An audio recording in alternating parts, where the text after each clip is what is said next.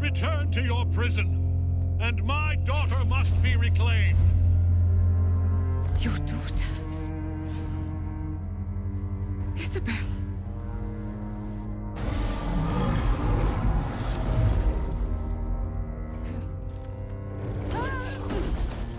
The hole yawns back at you, impossibly wide. We're close to the source of the infections. Shit, no! Father! The Edict of Bane! The Lash of Thor! The Testament of Merkel! Look at that crown. To have it. To hold. Oh, if only I could. Now, it's really time we were going. We will empty this place and begin the march. You may catch up with the army once you've retrieved the weapon. And Ketheric, do try not to sulk. You're supposed to be the fearsome general come to conquer the city. And I am the hero who will save it. It is time, faithful ones. March on Baldur's Gate. Let us speak plainly. My Lord Merkel gave me the one thing I desired, the one thing no other god could grant me. My daughter's life returned. Repent? Would that even be possible? Perhaps. No. There is no repentance. No release. My debt can never be repaid. He is here. He is watching. He is listening.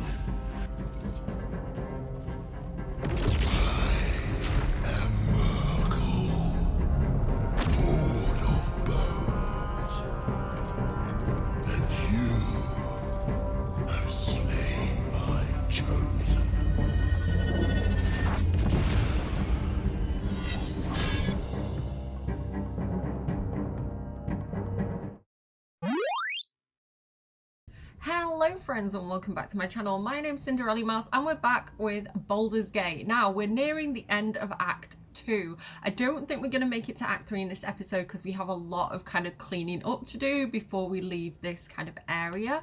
However, we had a big episode last week. If you haven't watched it yet, go back and watch it. A lot happened. So, spoilers for those of you who didn't watch it.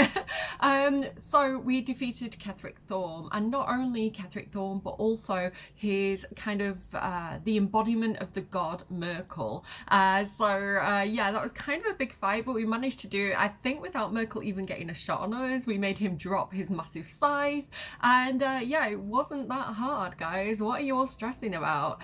In the process, we also released the Night Song. She was quite angry at Ketheric, and she's kind of hightailed it out of here. So we know that Ketheric is one of the dead three. Now, he's an extra dead, one of the dead three, but this basically refers to three gods: Merkel, Bane and Baal, and they all have these three chosen. Ketheric was Merkel's chosen. He was kind of like the necromancer god. We also have Baal and Bane. Now these are really nasty gods. They're kind of the gods of murder and tyranny, and their chosen are Orin and Gortash, who we actually saw in the last episode. They have headed to Baldur's Gate with the illithid mind flayer Brain. It's kind of like the queen of the mind flayers, and they are marching their army on Baldur's Gate. Ketheric was meant to be doing this, but rippy dip. I explained things so badly, guys. There's a lot going on. So we need to head to Baldur's Gate basically and stop this army from invading, and Gortash is going to kind of be like, haha, I defeated the army, I am in control, I am in power, and yeah, I think Orin's just going to murder everybody. I really don't like Orin. So yeah, basically we need to stop them. They also took Will's dad. Now Will's dad is Duke Ravengard. He's like a really important person in Baldur's Gate, and in the last video we saw that they infected him with a tadpole control, so he's now being mind controlled. So we really need to rescue Will's dad. Speaking of Will, I forgot that he could dual wield. He is a 2-weapon fighter. So not only does he have the infernal rapier that Minthara gifted him when he freed her from the Mind Flayer colony, this allows him to summon a Cambion. It's really, really cool. This is Will's main weapon in my playthroughs because it's gifted to him. It's like specifically his. But because he can dual wield, he's got 2-weapon fighting, he also has the Blood of Lathander, which I love because I see him as this paladin of light, paladin of fire, paladin of flame, and the Blood of Lathander being able to sunbeam people, I think makes Will really, really overpowered. So I'm very, very happy with Will's overall build at the moment. I've also respec'd Jaheira. Now, I originally wanted her to be a Circle of is it Circle of the Mountain Druid? Circle of the Land Druid. I made her a Circle of Spore Druid because I have a little bit of a plan that I'm going to do in this episode, but I don't need that anymore. So actually I've respec'd her as a Circle of the Land Druid, and she's got all this cool stuff, so I can kind of like show you on the screen some of the options that I picked for her. I have gone for a poison, kind of think of like a poison ivy spec on her. Like, she does a lot of poison damage. Look at how messy she is right now. She's got such beautiful eyes. She's a beautiful, beautiful lady. So she has some really cool spells. She's got Blight, which is necrotic damage, but it's really good against plants. She's got Cloud Kill, which does a lot of poison damage. She's got things like Plant Growth and Spike Growth and Insect Plague, which all have this very planty theme that I think really, really suits her. Down here she's got Virulent Venom because she's got the ring that I took from Minthara. And then she's got things that are like classic to her. So for example, Core Lightning, she has this when you first take control of her back at Moonrise. Things like Ice Storm and Ice Knife as well, which I think suits her. Wall of Fire, which you've seen me use before. So all these really cool spells, bit of polymorph, bit of enhanceability so that she can support me if I take her out, and all that good stuff. And of course Moonbeam as well, because it's a classic druid spell. Is really, really useful. And she can also wild shape into a panther, which again is classic Jaheira. So I feel like Jaheira's right now. Going into her inventory then, you can have a look at some of the items that I've put on her. Circlet of Hunting. She now has the Derivation Cloak, which says when you poison a foe, you heal yourself of 1d4 hit points. This is originally the spec that I had on Minthara, but I'm currently in the process of changing Minthara's spec. So now that she's getting better items, I'm like leaning into what I want for her, and the poison stuff is going to Jaheira at this point. Poisonous Robe. When the wearer casts spells that deal poison damage, it deals an additional 1d4 poison damage. Now this is starting to come into effect now because she has some higher level poison spells. It wasn't very useful to us in Act 1, but now it works for her. I also have Lance Strider braces, and you can have a read of that. I've already kind of talked about it with Minthara, but the good thing about it is it says when the wearer is healed, the weapon becomes coated in magic and deals an additional 1d6 poison damage. And then this says when you poison a foe, you heal yourself. So it's this cyclical poisoning healing thing that kind of hopefully will stack a little bit with her. And the Boots of Genial Striding, which help her to navigate difficult terrain because she has a lot of stuff that does difficult terrain. Amulet of the Harpers because she's a harper. Poisonous Ring, and Caustic Band, which does a bit of acid damage, but it's not that great. And that is what I've got going on with Jaheira. The other thing that I didn't mention is that she has this really cool spell, Conjure Woodland Being, which I'm not going to show you now because we've got so many characters on the go and I don't want to overload the game. But this is really cool because it allows her to summon like a dryad, which can summon another creature, and it's just cool if you like summonses. So that is Jaheira, and I'm pretty happy with that. The one thing she doesn't have yet is a bow, so I need to find Jaheira a really good bow and arrow because I like that for the Harpers.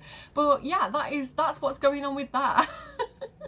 Before we leave the Illithid colony, there were certain things that I wanted to go back and do in this episode, but when I kind of checked it out, I wasn't able to do all of them. So one thing I wanted to do was go and see Chop again. Do you remember Chop Chop Chop? Because he was really, really unhappy with what the Illithid hive mind was making him do. He was very upset by chopping up these bodies and turning them into the brains, and he was quite traumatized by it. And one thing that he actually asks you to do is he asks you to kind of put him out of his misery. Now, I thought this was going to happen when we got into the fight in Balthazar's room, but he didn't get drawn into the fight, so I intended to go back and kind of chop, if you get what I'm saying, because that's what he wants. However, unfortunately, he has left. It seems like he left with the Illithid army and the Netherbrain, so mistakes were made. I like to think that we'll still, even though I don't think we'll see him again, I like to think that we would still be able to overcome the Illithid brain, and he'd have a happy life free from whatever was mind controlling him in the future. We're just gonna like live that lie in our brains. Another thing as well, I wanted to do Speak with the Dead on Cressa, who was, oh god, we got lore from Dirge in the last video. So what happened to Dirge, right? Dirge's backstory, because he didn't have any memory of it, and we're starting to like unpick it a little bit. So we know that Dirge lost his memory. He woke up on the Mind Flayer ship with everybody else, right? He was like, what happened to me? Now, what happened to him was he was in cahoots with the Dead Three, and he was actually part of this Illithid plan to kind of like enslave the world. I think that he was, we'll save that for later. We'll spoilers. Something happened to him. We don't know exactly what yet, but he was found beaten and bloody and close to death in the Illithid colony. Now, Cressa Bonedaughter, who was one of the people experimenting with the Illithid tadpoles, kind of patched him up just enough, she said, and was keeping him as a sort of project / pet. Now, Dirge managed to, well, he actually got reassigned and he had a mission, and that's why he was put on board the Mind Flayer ship where we found him at the beginning of the game. So who beat him up? And yeah, what's going on here with that? He definitely has some feelings of vengeance that he wants to take out because of what was done to him. But I wanted to go back to Cressa Bonedaughter, and I wanted to do Speak with the Dead on her and see if we could get anything extra out of her. Unfortunately, she has left. The bodies are just gone. I don't know why. So I wasn't able to do that. But if I can manage to do it when I'm editing and there is anything that she can say, I'll put it in here.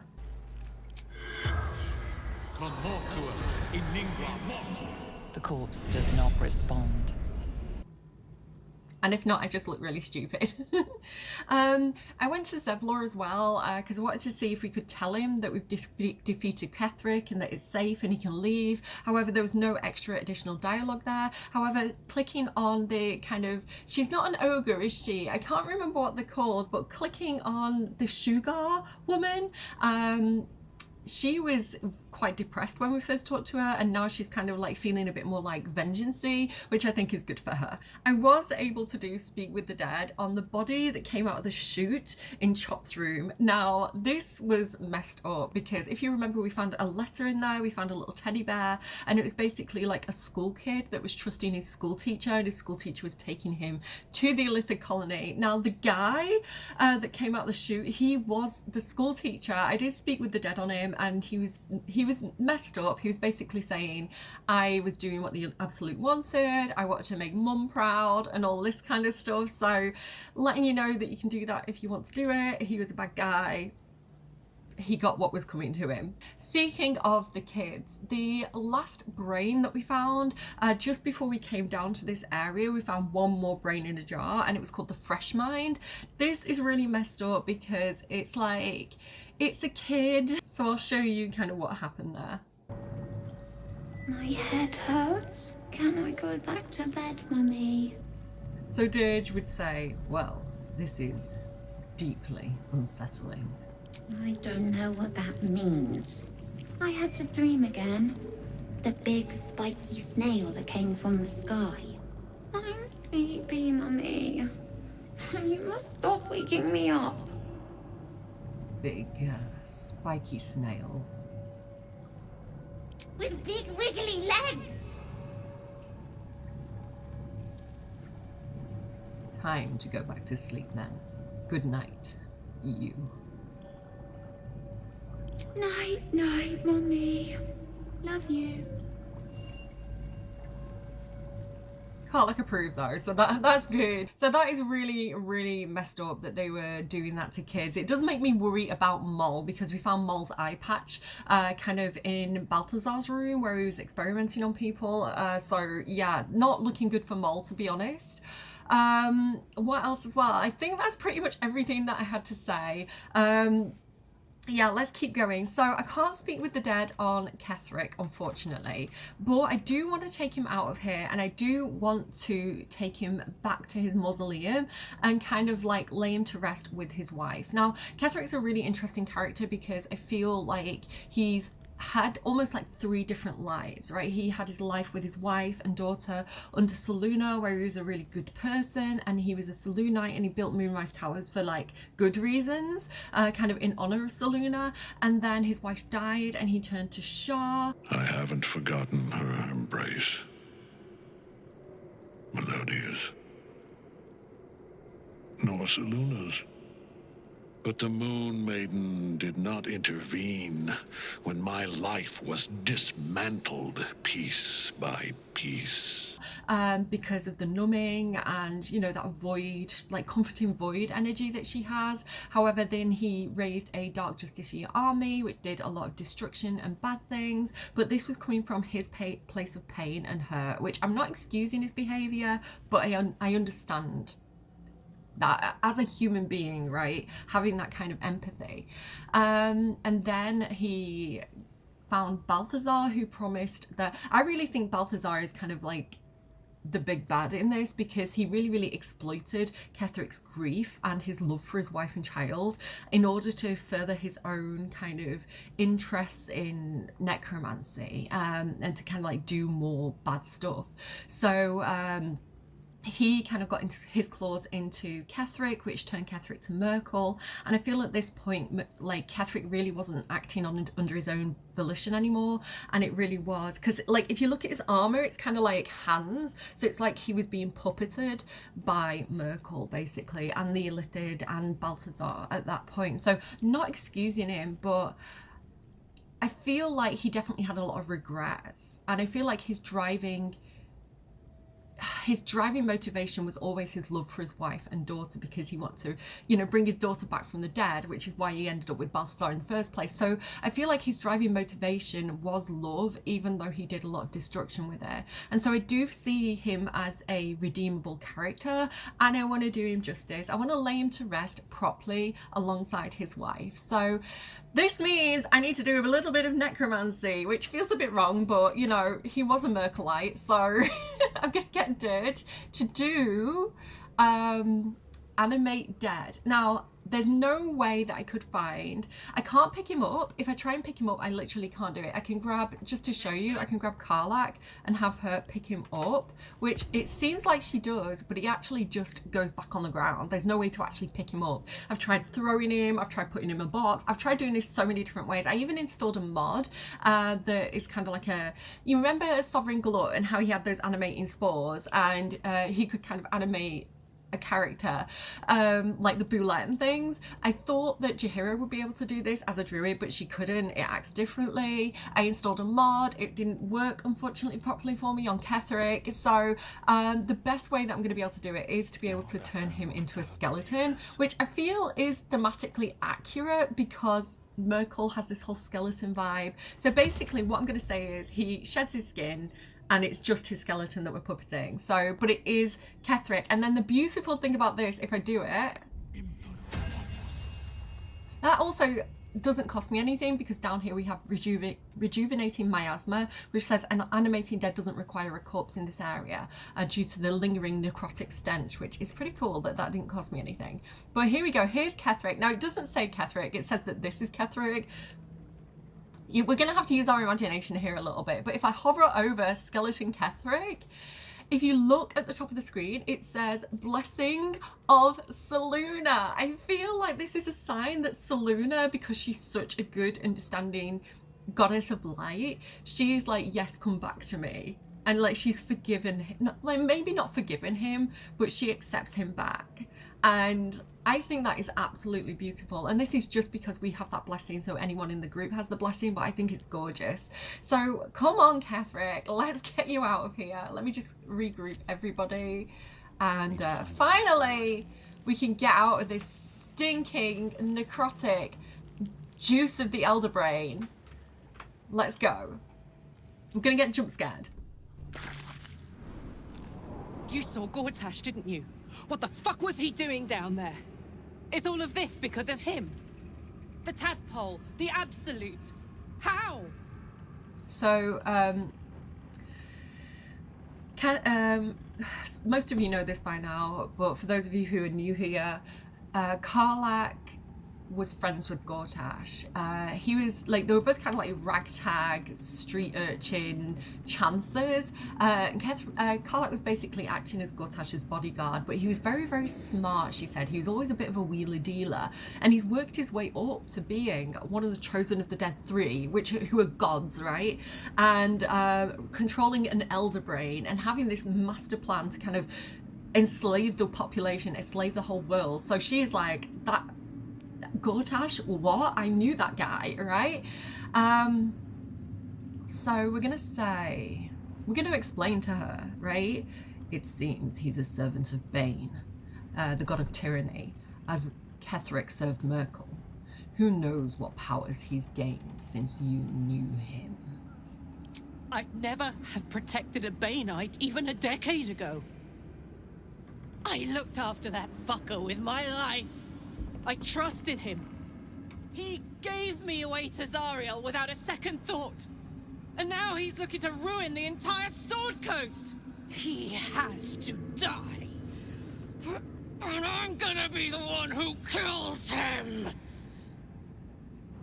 Okay. We have a plan. We'll do it together. Whatever it takes. He can't get away with what he's done. To me. To us. He won't get away with it. Okay. The cult's army is on the Okay, lots of people want to talk to us.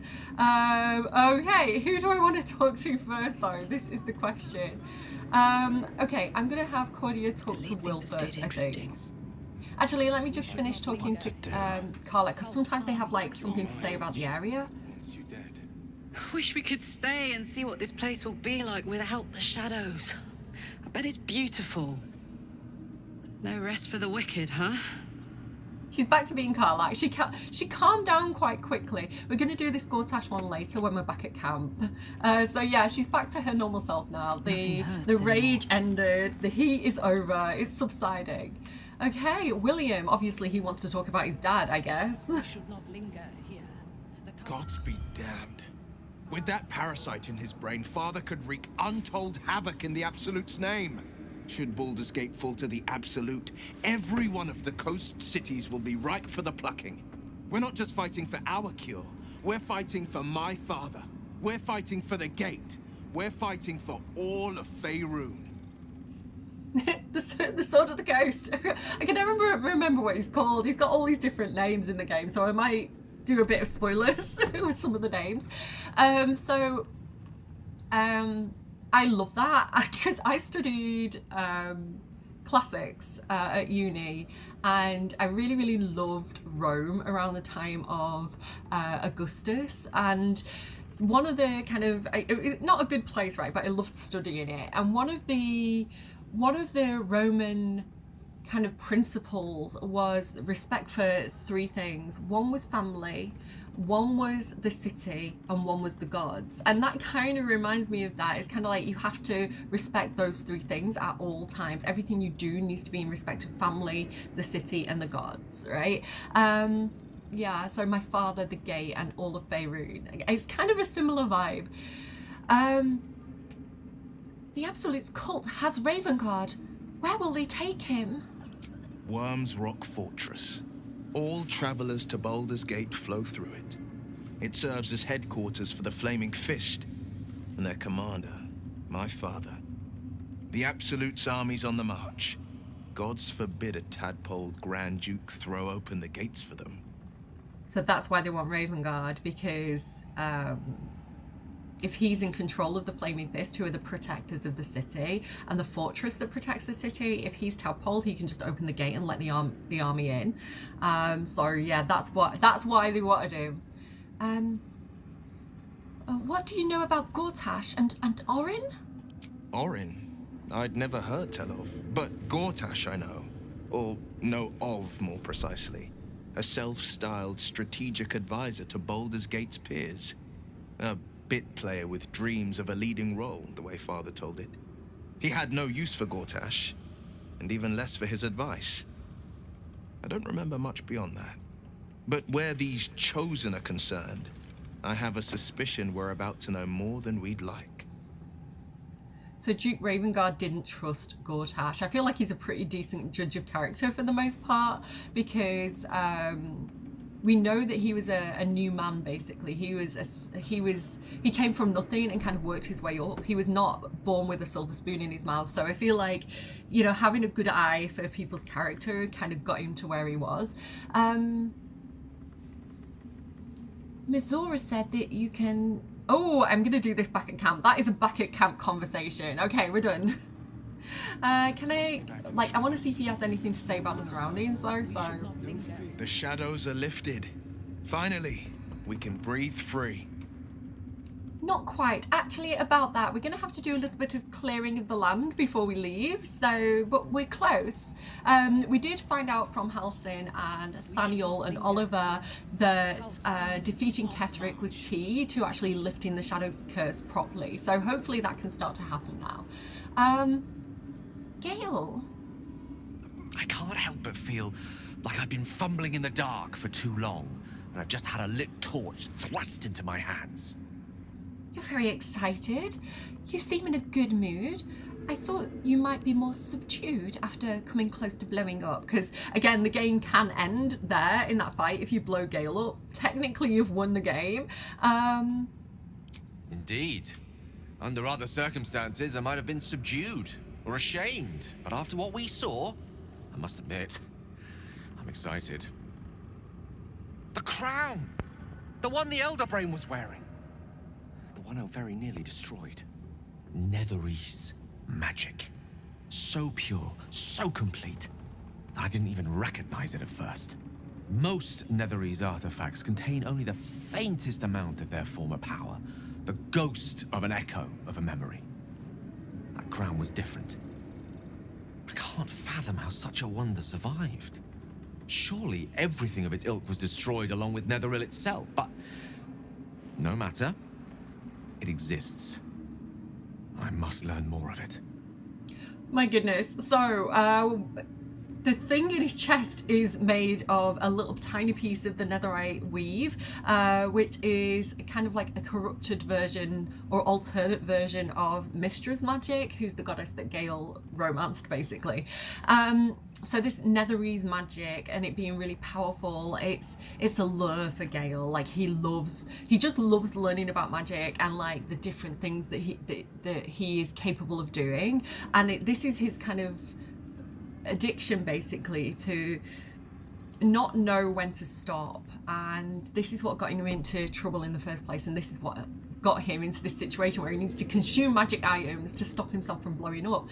Now, one thing that I wanted to mention, by the way, where Dirge basically talked him down and said, we'll find another way, you don't have to blow yourself up.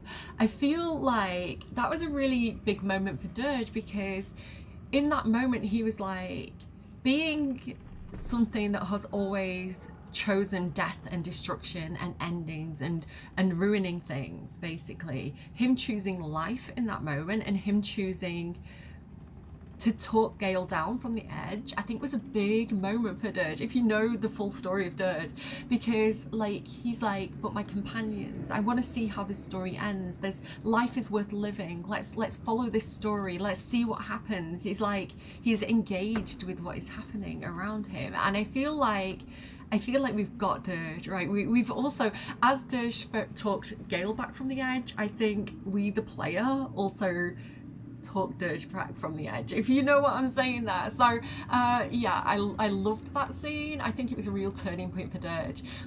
Okay, Back up a little. Why is the crown so important all of a sudden? Nethery's magic? What? That crown sits on a gargantuan elder brain Yes. bent on destroying us and everything we hold dear. Exactly. Understanding its true nature might unlock the means of our victory. Huh. We need to learn more about what we saw. An artifact as powerful as that crown must have been documented somewhere. As luck would have it, we'll soon find ourselves near one of the finest book collections this side of Candlekeep, Sorcerous Sundries. I need to go there and learn all I can. Nerd. Says me, like, I love books, like Shakespeare, Ovid, Livy, like, give it to me. Why would a Baldurian magic shop be the first place we look? Ha! Sorcerer's Sundries is no mere trading post. It's been serving the arcane community for centuries. Their collection of rare tomes is unparalleled. I mean, Nethery's texts are hardly commonplace, but I'm certain they'll have one or two stashed away. You'll have to forgive my eagerness, but if my suspicions prove to hold water, this could be the answer to all our problems. I mean, there's method in his madness. There's logic there, you know, to learn more about the thing that you're facing, like how to defeat it. It makes sense. I think I'm on board. I am worried about indulging Gale in his more ambitious pursuits at this point, though. This is what got him into trouble in the first place, pretty much. Let's see if he has anything else to say. I think we've done rather a good thing here. A welcome change to give this land a sliver of hope amongst so much despair. Okay, all right. So Gale is nerding out. We do actually need to go to Sorcerous Sundries though, because we have that note from the person Lorroakan who is at Sorcerous Sundries. He was the one who put the adventurers on the tail of the Night Song in the first place. You know, like Halsin joined them looking for the Night Song. He was like, bring me this relic. So we need to find out why he's got an interest in the Night Song and what he knows about that situation. Jaheira, how are you? I would not linger in this land over long, but whatever your business, I will aid you if I can. We do have to clear the land of some blight, so I feel like you're the girl to help me with that. This is going to be quite a talky episode. I do hope I have time to kind of do a little bit of fighting at the end. I really want to kind of like clear out Act 2 in this video, so we need to get a bit of a move on. I need to talk less. This is my problem. Who else do we have? Well, Minthara. Sat on the throne, sat on Ketheric's throne. Do you remember that scene where Ketheric was sat on the throne and he was like deciding her fate and he sent her below to kind of have her mind wiped? How the tables have turned, how the turntables. Dirge, go and have a chat with this beautiful lady. I have something to ask. I will never tire of sitting on dead men's thrones. I love her. I love Minthara. I was thinking about Minthara all last night. Not gonna lie, she's so badass. Like her character, you'll see what I mean over the next couple of episodes. Right, Dirge and Minthara as well. Like what a pair. And I'll never tire of killing their previous occupants. We make a good team. My blood ran hot when we broke Ketheric's bones together. But we have greater challenges ahead of us. It is clear now that he was not working alone. During my time in the cult, I came to know one of his co-conspirators all too well. Baal's bloodletter, Orin. To think, I thought her to be speaking for the Absolute. I worshipped that woman.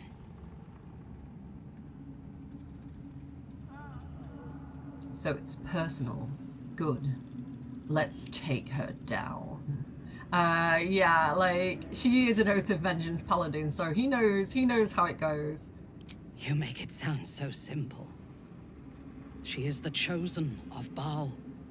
Lord of Murder, and one of the cult's founders.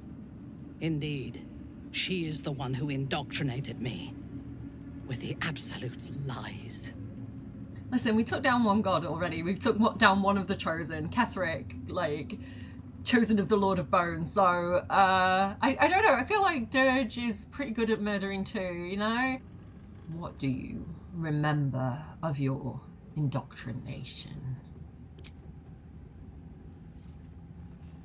When I first visited Moonrise, I stood before the Absolute in awe. It was more of an idea than an entity. Pure love. Total power. Orin was by my side. She told me that God had chosen me to be a true soul. Blessed and adored. Now I know that those memories are lies. There was no God. Orin held me down in a cocoon of flesh, while a mind flayer forced a parasite into my brain. And she laughed at my fear. I will find her. I will murder her. And I will smile. I love her so much. I love her vibe. Good on you, girly, you know. I was trying to like bare my teeth as Dirge, like at that bit where he's like hearing about what was done to his new bestie. Like the anger is like, I feel like he buries like dragon teeth.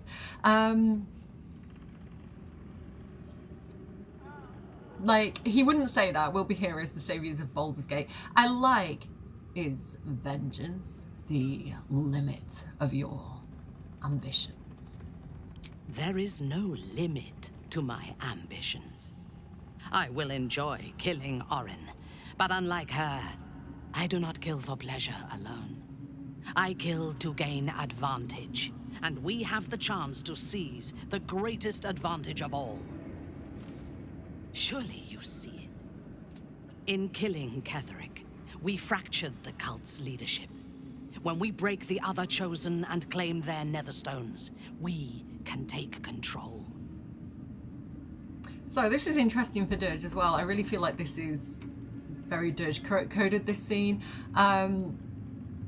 Because, you know, the urge makes him kill almost indiscriminately, right? The urge makes him kill for killing's sake.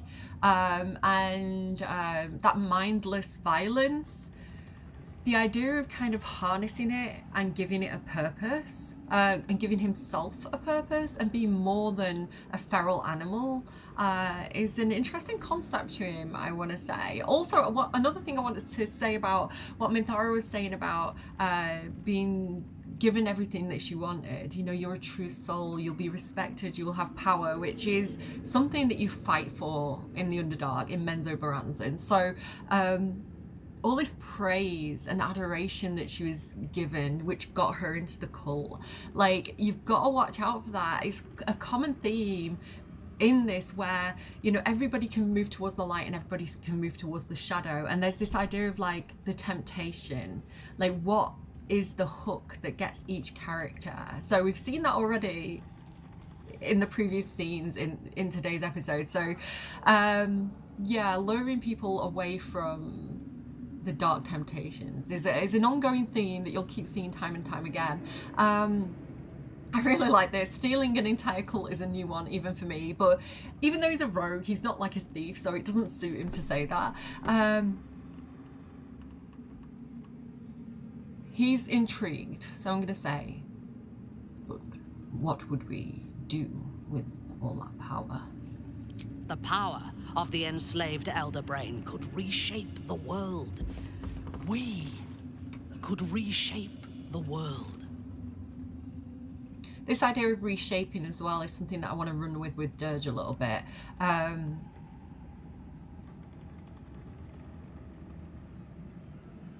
He sees that the world isn't perfect, and he sees that bad things are happening, and maybe the world would be better under his control. you know, if somebody's going to harness that power, maybe it should be Dirge. It's going to be glorious. I can hardly wait. Patience.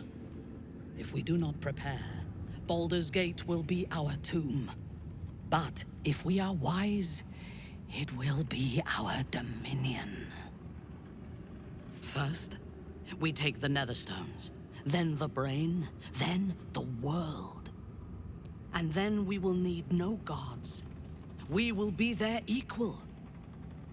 We will be absolute. We have a purpose and a bond. By my oath, I will fight with you, while that purpose holds. There is yet one thing about you that troubles me, though. Something I need you to explain. You chose to incapacitate me, rather than killing me, when you eradicated my minions. Why? Oh my god, like, slow down, Minthara, because there was something I wanted to say, and I can't think what it was. Oh, just, I love her. I love how committed and on board she is. Like, how she, you know how she talks about Ketheric sometimes and Orin, this idea of, like, wanting an ally, wanting someone who matches her, wanting someone who she can rely on. Like, I love that about her as well. This idea of kind of like, right, we're partners now. I feel like she has no intentions of betraying that person that she relies upon and that she trusts, you know, and to be able to trust someone like that, I feel like it makes her vulnerable. So I love, she's such a complex character. I love how she's written so much. Why did we knock her out instead of killing her? Because I knew what would happen. I could see the future, and I wanted you on my side. I wanted this moment. I thought if I could free you from the Absolute's control, you might be a worthy ally. The truth of this playthrough is that it wasn't his decision, it was Cordia's decision, because she's trying to find, free, redeem every lost-sworn drow. She's trying to like get the drow out from under the evil goddess Loth's control. So it was Cordia's decision to do that. The idea of like, maybe I can redeem her. But we're gonna have to say option one, you might be a worthy ally. So might any other true soul. And yet Gut and Ragslin do not stand with us under your protection. Sparing an enemy's life is a great risk. Even though I owe my life to the part of you that showed me mercy, it concerns me. If Ketheric had ordered me to slay you to prove my worth, I would have. Or died trying. I should not lose myself in these thoughts of what might have been.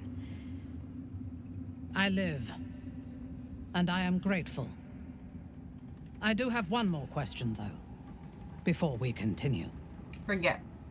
Why come to Moonrise, where the cult's power is strongest? Why not walk away?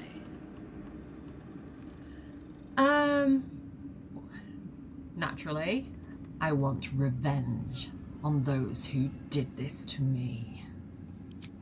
Good. That is as it should be.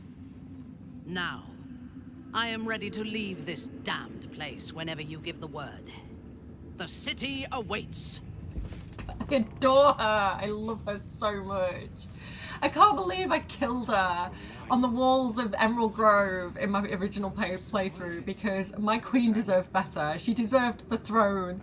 Okay. I, for one, will miss the Shadow Curse. For all the pain it caused us, it did at least obscure the incessant sun. Because she's a drow, she doesn't like the sun. Again, camp conversations there. It's a very talky episode, so let's keep moving. Withers? Thy hunger denied. Seluna's faithful yet shines. The balance shifts. Thou hast seen with thine own eyes and felt in thine urges. The dead three unite. There are depths to this alliance yet unplumbed.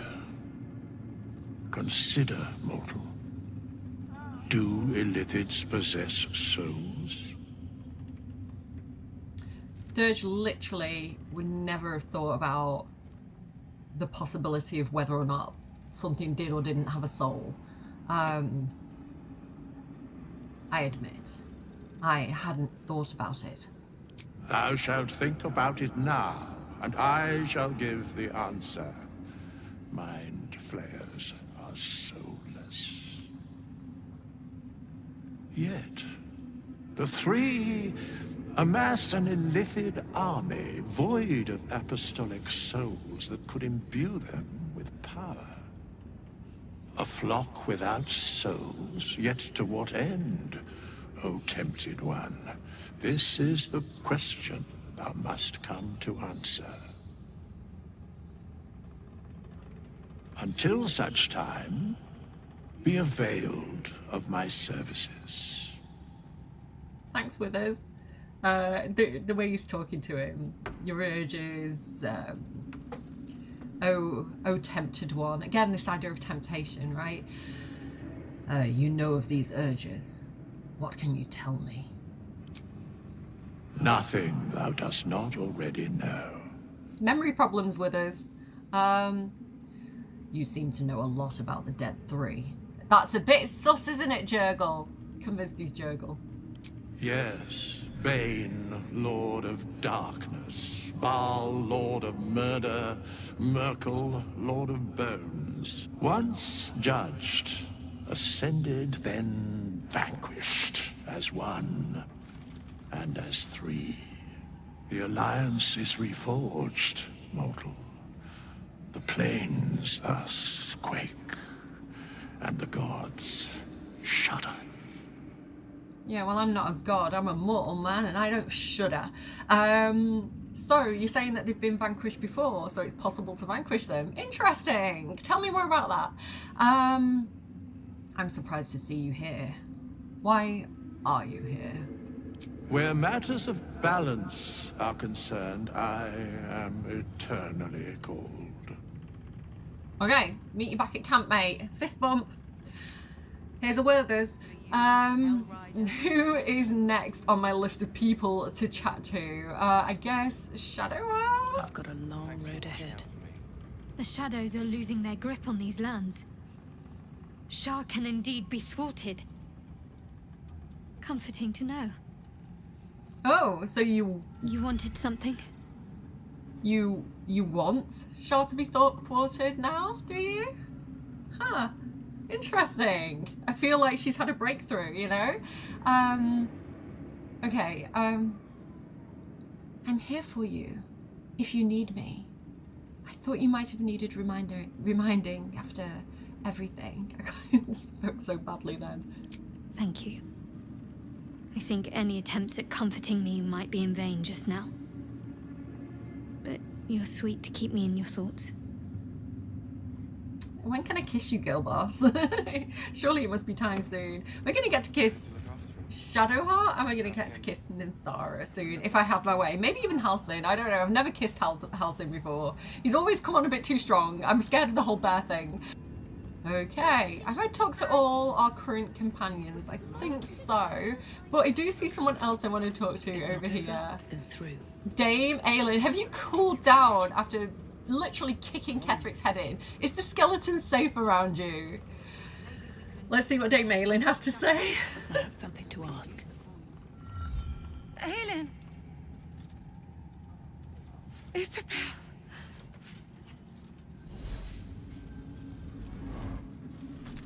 My love. You were dead. I saw your body. I'm here.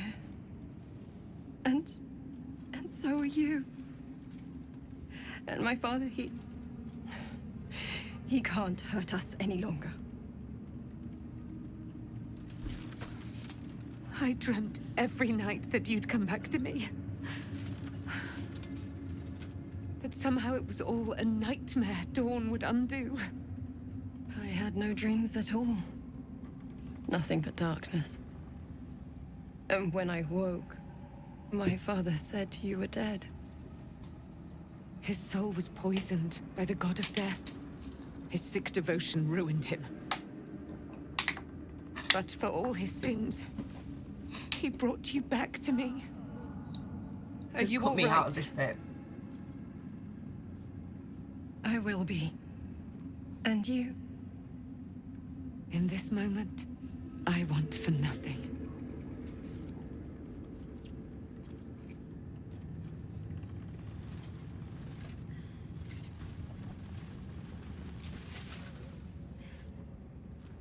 Ah, there you are. This is Eralyne. We've met. Eralyne, this is... Oh, but we have met. This is the soldier that freed me most valiantly from the Shadowfell.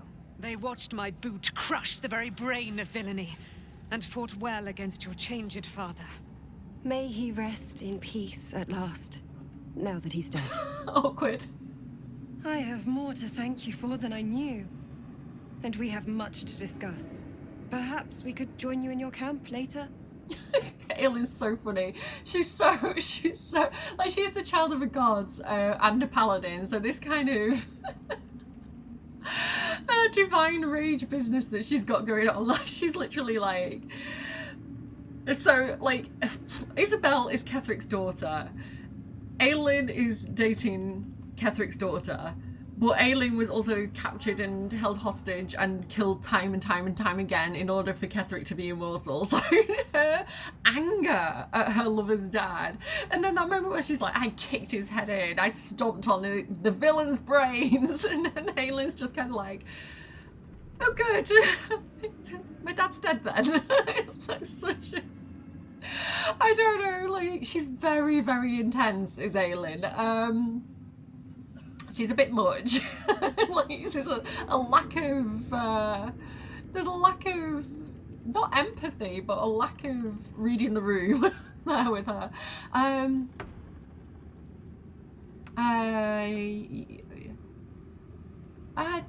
Did I hear you correctly? Are you Ketheric Thorm's daughter? I am. And I'm glad he's dead. But this is precisely what I want to speak to you about later. It'll keep. I promise.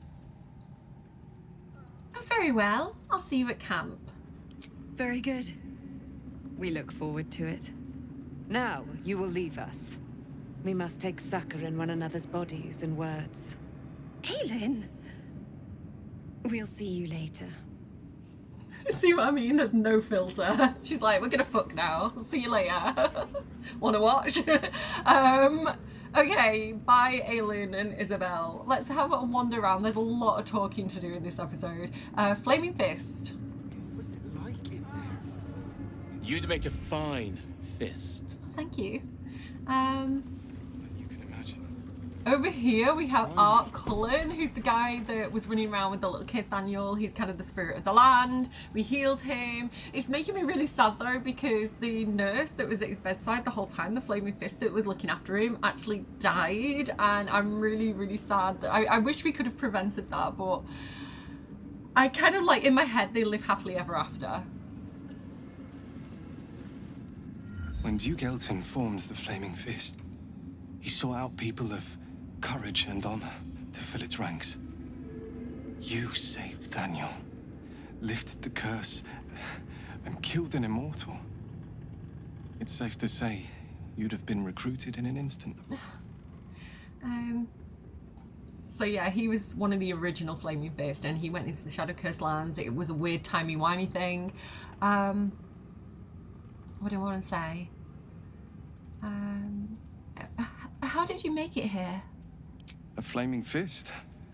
A novice, actually. She dropped everything to make sure I made it here safe.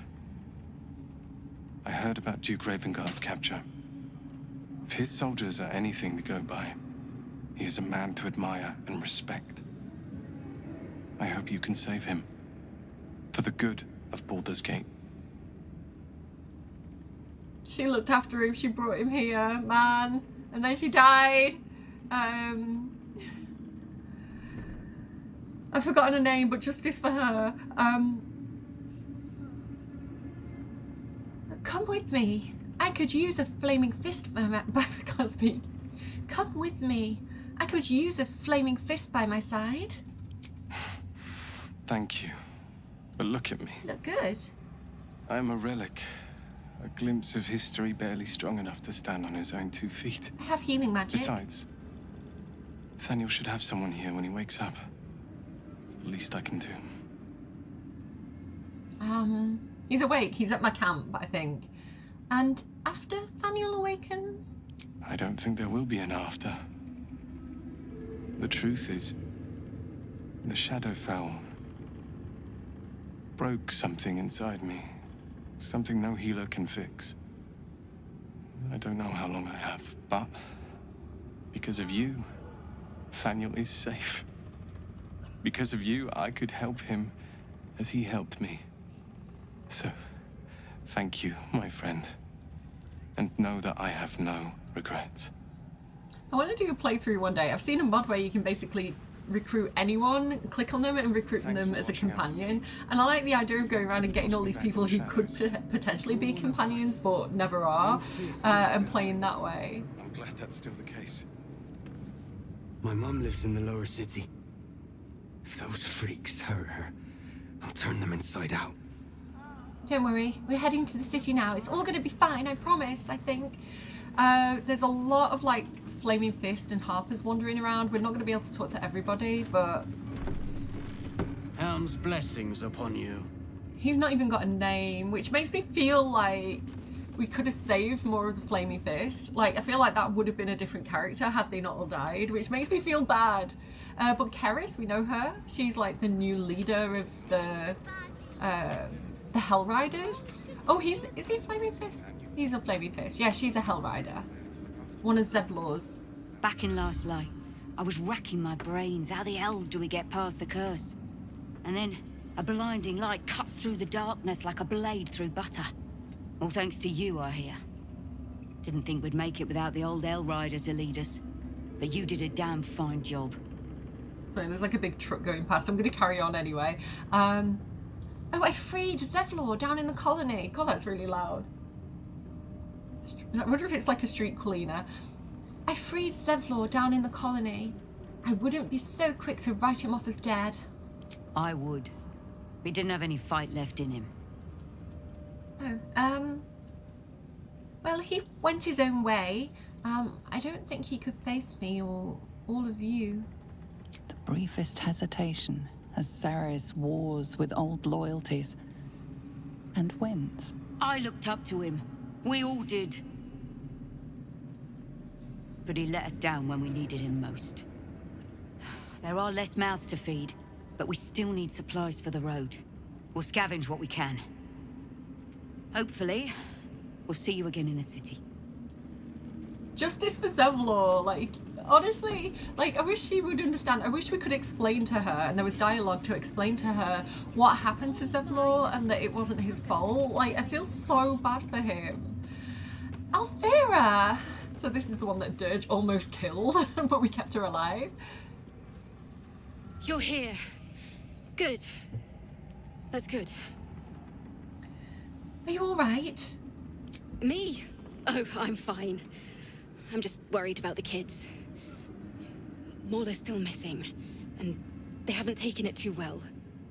I've been trying to cheer them up. We're writing a song together. But I think they're just humoring me. Oh, I like that the kids are looking after her. Well, I'm sure they appreciate it.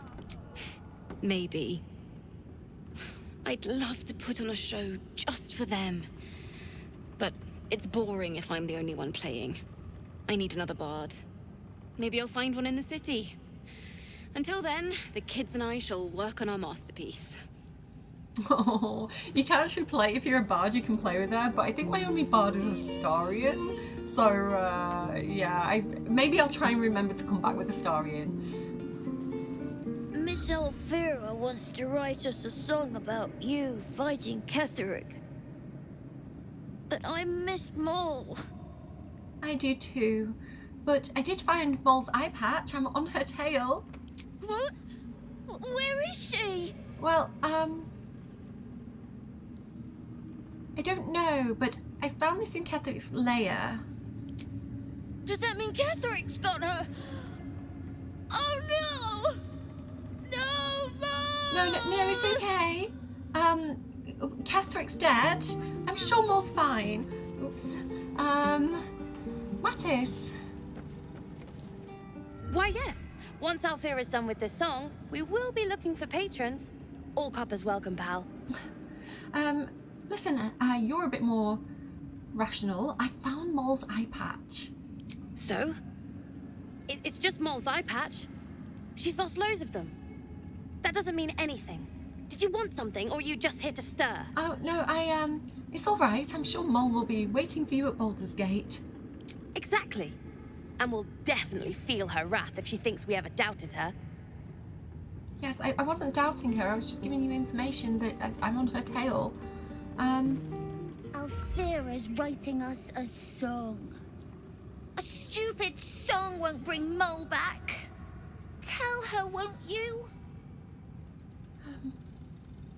I want to see what he says. I found Moll's eye patch. This is Moll's. Where did you find it? Somewhere unpleasant, but I didn't see Moll. I'm sure she's perfectly safe somewhere. Of course she is. You hang on to that. I bet Moll will be angry at you for touching her stuff. Okay. They're so cute. I love them. Okay, we need to start heading out of here then. And taking Ketheric back to his mausoleum. We've got the merchant here, Tally.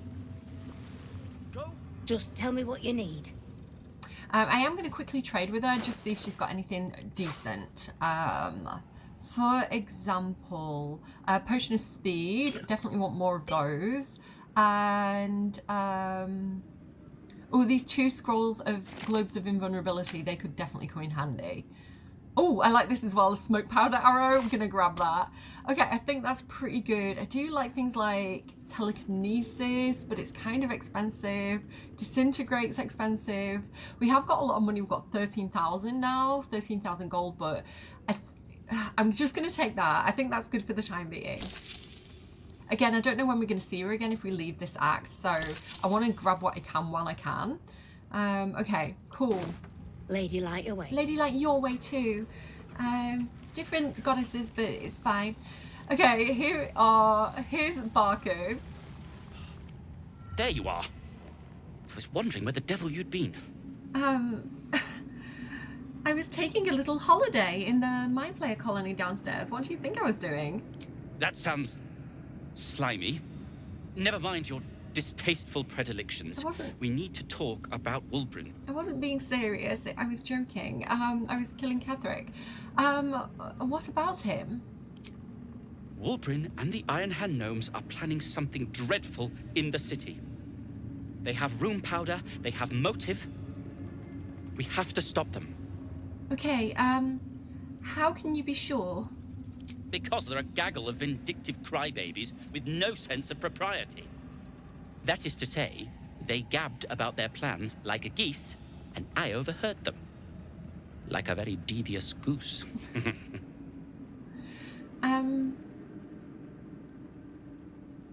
Leave it to me, Barkus. Actually, can I trade with him? I can't trade with him! Leave it to me, Barkus. You've proven you aren't able for this kind of thing. No. It seems... I don't want to be rude. It seems we'll have our hands full in Baldur's Gate. But yes, we will. With the sword of justice in one hand and the shield of self-righteousness in the other, we most certainly will. To saving the city. And my fool of a friend. On it. Let's see if we can get any info out of them. Nichols? It'll take time, but this tower stone will heal. He's weird, he's like a stone whisperer. Okay. Moonrise has been cleansed. Baldur's Gate is next. Right, about that. What exactly are you planning? Hands for dragging him into this. What are you saying there? I missed what you said there. Okay, Wulbren. I owe you an apology. Redemption arc for Wulbren? It's Barkus you should apologize to. Your reunion in Last Light was a little strained. Barkus and I are another matter. I'm dealing with you right now. I saw you as a means to escape, nothing more. But when the sky lit up, when I followed it here, I knew you were behind it. I apologize for not seeing your true worth, and for being, quite frankly, rude in Last Light. Ah, so you are self-aware. Apology accepted. I wasn't sure you would. I appreciate it. And that's precisely why I want you by my side in Baldur's Gate. The Iron Hand gnomes are going to save the city, and you can be part of it. Right. If you want my help, I'm going to need more to go on. What are you up to? Let's take some Eagle Splendor off Shadowheart and a little bit of guidance off Jaheira. Let's go.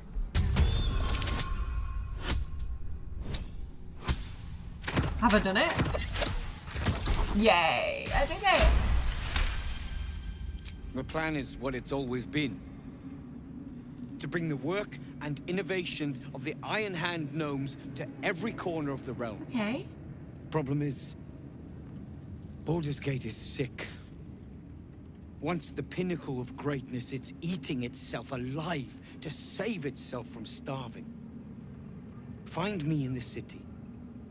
And once you see what it's become, you'll know that I, and I alone, can stop it. That is such a good line. Whoever wrote that line, I don't know if it's like a famous quote or something. Eating itself alive to stop itself from starving. That is such a good line. Like visually, I don't know, it just is really good. Right, what, are you okay? I think you can. You're very scatty. It's time to fight back. I mean, you can sit down, have a snack. Take a moment. Here's another one running around. Let's see if I can click on her. Ketheric's done, but that army's already on the move. This isn't done yet. Yes. I don't have enough energy to be a Harper. Like, I'm tired looking at them. Harper Limb.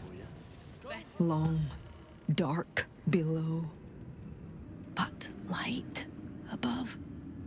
Light at last. Okay. There'll be plenty of dead to mourn when this is done. But songs to sing too. Speaking of mourning, I'm gonna head to the mausoleum right now. Let's pop out here and talk to these guys. We leave the heart of the Absolute alive, thanks to you. You did well to defeat Ketheric. But Ketheric was only the first to fall. There are many more battles ahead, and they will not be so easily won. You will need allies. Oh, I already have allies. You have the makings of a leader. Your actions have already inspired those around you. Jaheira's wisdom will be an asset to you on the journey ahead. Her Harper's too. Halsin's strength and loyalty will bolster you in times of need. But if we are to succeed, we will need others. Okay, I'll make more friends then. I will seek more allies in the city. Illustere. Good. I'm glad to hear that. Baldur's Gate may not know it yet, but its fate is bound to ours. Seek on its streets those whose purpose aligns with our own, and invite them to our cause. Together, we will put an end to the Absolute, the Chosen, all. Okay, I have my mission from my goddess who speaks to me directly in my brain. Illustere, I will do it. I will free the people of Baldur's Gate from their shackles. Gate is west of the town. We need to get back to the city before those monsters do. Baldur's Gate is my home. I have to protect it. Yes, I think we should get moving. You guys go ahead. I'll meet you there. Safe return to the city. We'll see you there, Helmling. And... Can't believe there are mind flayers targeting Baldur's Gate. We can't let them gain a foothold. Okay, so that's pretty much it. We are leaving. So I guess we're going to take Ketheric back to his blah blah blah. I guess I'm going to take Ketheric back to his mausoleum. So I'm going to go back to camp. I'm going to grab a few things, and I will meet you there. Okay, I'm back, and I am prepared for this. So Mausoleum it is. Grand Mausoleum. So again, Dirge here has brought Ketheric along with us. So I've left everybody else in camp, but I've got Cordia, Shadowheart, Dirge, Jaheira and Ketheric. So I feel, obviously I want Dirge to be there because he had a whole beef with Ketheric. Cordia feels like she's doing the right thing, right? She's like observing religious practices and things like that and putting him back with his wife. Shadowheart because she wanted to be a Dark Justicia. Ketheric was the leader of the Dark Justiciars. She's there to kind of show the Sharan side of things. And I've got Jaheira because I feel like Jaheira has this long history of fighting Ketheric. So these are the people I feel should be here for this. Death. I feel like Dirge, Shadowheart and Cordia are kind of here to be respectful and kind of to do his last rites and things like that. I don't know. Jaheira's there to witness after everything that has happened. It's kind of like she needs that cathartic release of being like, it's finally over. So I'm going to head over here. This is Melodia's tomb, Ketheric's wife. Here lies Melodia Thorm, beloved wife and mother. E Amiel Telere Manon here. So yeah, so I want Cordia to kind of represent the who he was when he was a Selûnite. So I've got this opulent chest here. This is kind of where we're going to leave kind of the tributes. I can't drop it. Everybody's kind of in the way. Can everybody move, please? Can you all move back here? Because I need to drop this thing. I like that Ketheric's here as well in Skeleton Thorm, kind of. Skeleton Thorm? Skeleton Thorm, kind of observing this himself. So here we go. Here's the chest. And, you know, we know here, the bedroll here and things. We know that Ketheric, basically when his wife died, he camped out next to her tomb, like in his grief. So this feels like the right place to put him. I've got his 3 diaries, Diary of Ketheric 1, 2 and 3, representing like the 3 stages of his life. Crumpled note.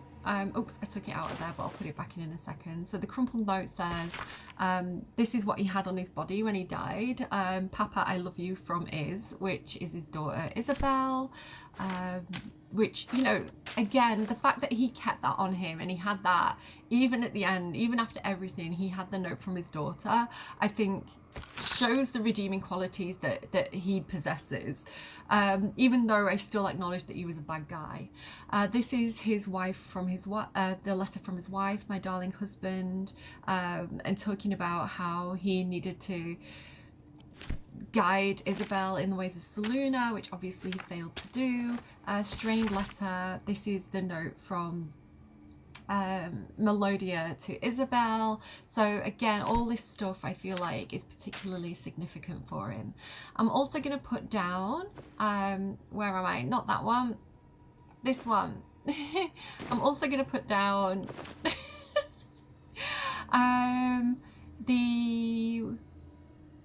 this Selûnite brooch. It says Selûnite brooch embossed with A and I. That is Eralyne and Isabel, and even though I'd like to give it to them, I can't. So I feel like, again, this is part of his history, and I feel like, you know, even though they're not here at the kind of funeral for him, they're here in spirit through the brooch, right? And again, like him, even though he didn't approve of their relationship, I feel like in his passing, he might get a bigger perspective and understand their love for each other and things like that. I don't know. It feels like the right thing to do.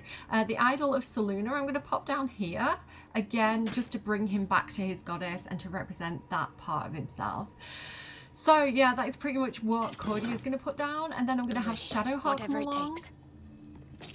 And place a few things herself. Now she's kind of getting over the whole Dark Justicia thing. I'm tempted to put his shield in there, but I kind of also want to keep it. Yeah, she's getting over the Dark Justicia stuff. She's not really aligning with Shah anymore, so I'm going to have her put down the Shah statue. Because I like this because Shah and Selûne are eternal sisters, right? They are the light and the shadow, and Ketheric worshipped both of them. And I feel like they represent the 2 sides of him, the kind of good Selûnite aspect of his life, and then the evil Sharan version of his life, the two aspects of the man. And we all have light and shadow within us, so I really like that symbolically. I feel like maybe we'll put the Dark Justiciar mask in there as well. And then also we've got these 3 tablet fragments which talk about him building the temple for the Dark Justiciars, so we'll put those in there. Again, just showing that aspect of his life. And also the Price of Pride, which is this big speech he gave to his troops. So all those things, I feel like, as well as giving them to Ketheric, it's also Shadowheart kind of releasing a part of herself and a part of her own life. I feel like maybe the Night Orchid as well, but I want to keep that. Yeah, and Dirge then.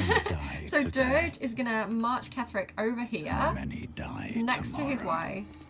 And we're gonna dismiss the summons. He's right there. Oh my god, he is right there. Look at this. Look at this. Oh, he's like looking at her face and everything. Oh my goodness, guys. Like, I can't get a good camera angle. Do you see this? That is so, so, so perfect. The positioning there is perfect. So I'm gonna dismiss the summons. And he's gonna crumple to a pile of bones. Unfortunately, the bones disappear, but what I'm going to say is that Dirge actually has a skull in his inventory that says friend. So let me just move this. So here, friend, because they kind of were friends. They were allies at one point. So I'm going to pretend that this is the skull of Ketheric, and I'm going to pop that in there. Oh, yes, there absolutely was something else I needed to put in there. Squire, his dog. Do you remember the little mechanical bone dog? We're going to put Squire, Ketheric's dog, back at his side. With his wife as well, because that's when Squire was happy, when they were all together. One thing I did forget to do with Shadowheart, though, is I wanted to light a candle. So if I go in her backpack, I keep going in the wrong backpack. If I go in her backpack, I think she has, is it in her pouch? Yes, here we go. She's got loads of candles. So I'm going to split off one of those candles and we'll pop that down next to Lady Shar. And because it's like a Sharan candle. It's one of the purple ones. And we'll, hang on, let me move it a little bit more there. So it's like, Cordia, you're in the way. Let me move it a bit more over here. And then we'll light that candle for him as well. And there we go. That is Ketheric Thorm's funeral. I am very, very happy with that. And then the 2 goddesses, kind of the goddesses of light and shadow watching over him. It feels so appropriate. His tomb's kind of in there, but I want him to be with his wife. And the next thing we need to do then, Jaheira. We're going to head over to Last Light Inn for the next funeral. Which is a small thing, but do you remember when we first got to Grimforge, we found 3 executed drow. So the drows have been killed by the Absolute. And the reason is that we found a note on one of them that said that they were actually working for the Harpers. They were Harper spies, figuring out what was going on with the Grimforge, like what was the Absolute doing down there. And so we want to return the Harpers back to their place and their people. So yeah, I'm gonna go and bring them down to this little funeral area that we already have for the guy that didn't actually die. And we did already put a Harper in here as well that we found in the morgue. But yeah, if I open this up, she had to have a potion of giant hill strength or whatever it is, you know, the one that gives you like strength of 27 to be able to pick them up. But we've got, they don't have names, it's just these 3 executed drow that we brought with us. So we're gonna pop them in here and do a little Harper burial. I have this note, which was from Jaheira to them. So Jarm explaining what she wanted them to do. And also there's this book as well that talks about the Harpers and all the good they do. And it says, one Harper agent deployed correctly in a conflict often achieves the same result as a loosed army. So yeah, just explaining who they are and why they're here. We're going to kind of pop that stuff in there. And then Jaheira has done right by her people as well. So yeah, that is kind of what I've got going on with this funeral portion of the game. I feel like we should probably go back to camp now. And don't give up now. Yeah, and have a long rest. Do I want to do that? Do I want to do something before we go? No, what we're going to do, we're going to do one more fight before the long rest. One more fight, 2 more fights. We're going to do 2 fights and then we're going to long rest. This is going to be a long video because we do need to clear the land, right? So I'm going to take Cordia, I'm going to take Gale. I want Astarion actually. I mean, he's not currently with us. So where is Astarion hanging out? Here he is. Astarion. Always a pleasure. I never saw myself as a banisher of shadows before. I was always more of a lurker in, historically. Sounds about right. I need you in my party. Will you travel with us? Darling, I thought you'd never ask. Lead on. Hopefully he's just enjoyed having that relaxing time back at camp. I'm gonna go ahead. Oh, he's already with me, and I think I'm gonna get Jaheira as well. I'm looking for ice. I'm looking for lightning. So that is why I've got the group that I've got. And we're gonna actually head back to the mausoleum checkpoint, and we're gonna we're kind of ridding the land of anything that shouldn't be there, anything dangerous, anything that's kind of hanging about, making the place not Pave nice. my path with corpses. Is where we're going. Build So my castle down the with side of the bones. mausoleum is this little beach area with this little fishing shack. It's a funky little shack. And we're gonna head down here and see what there is to check out.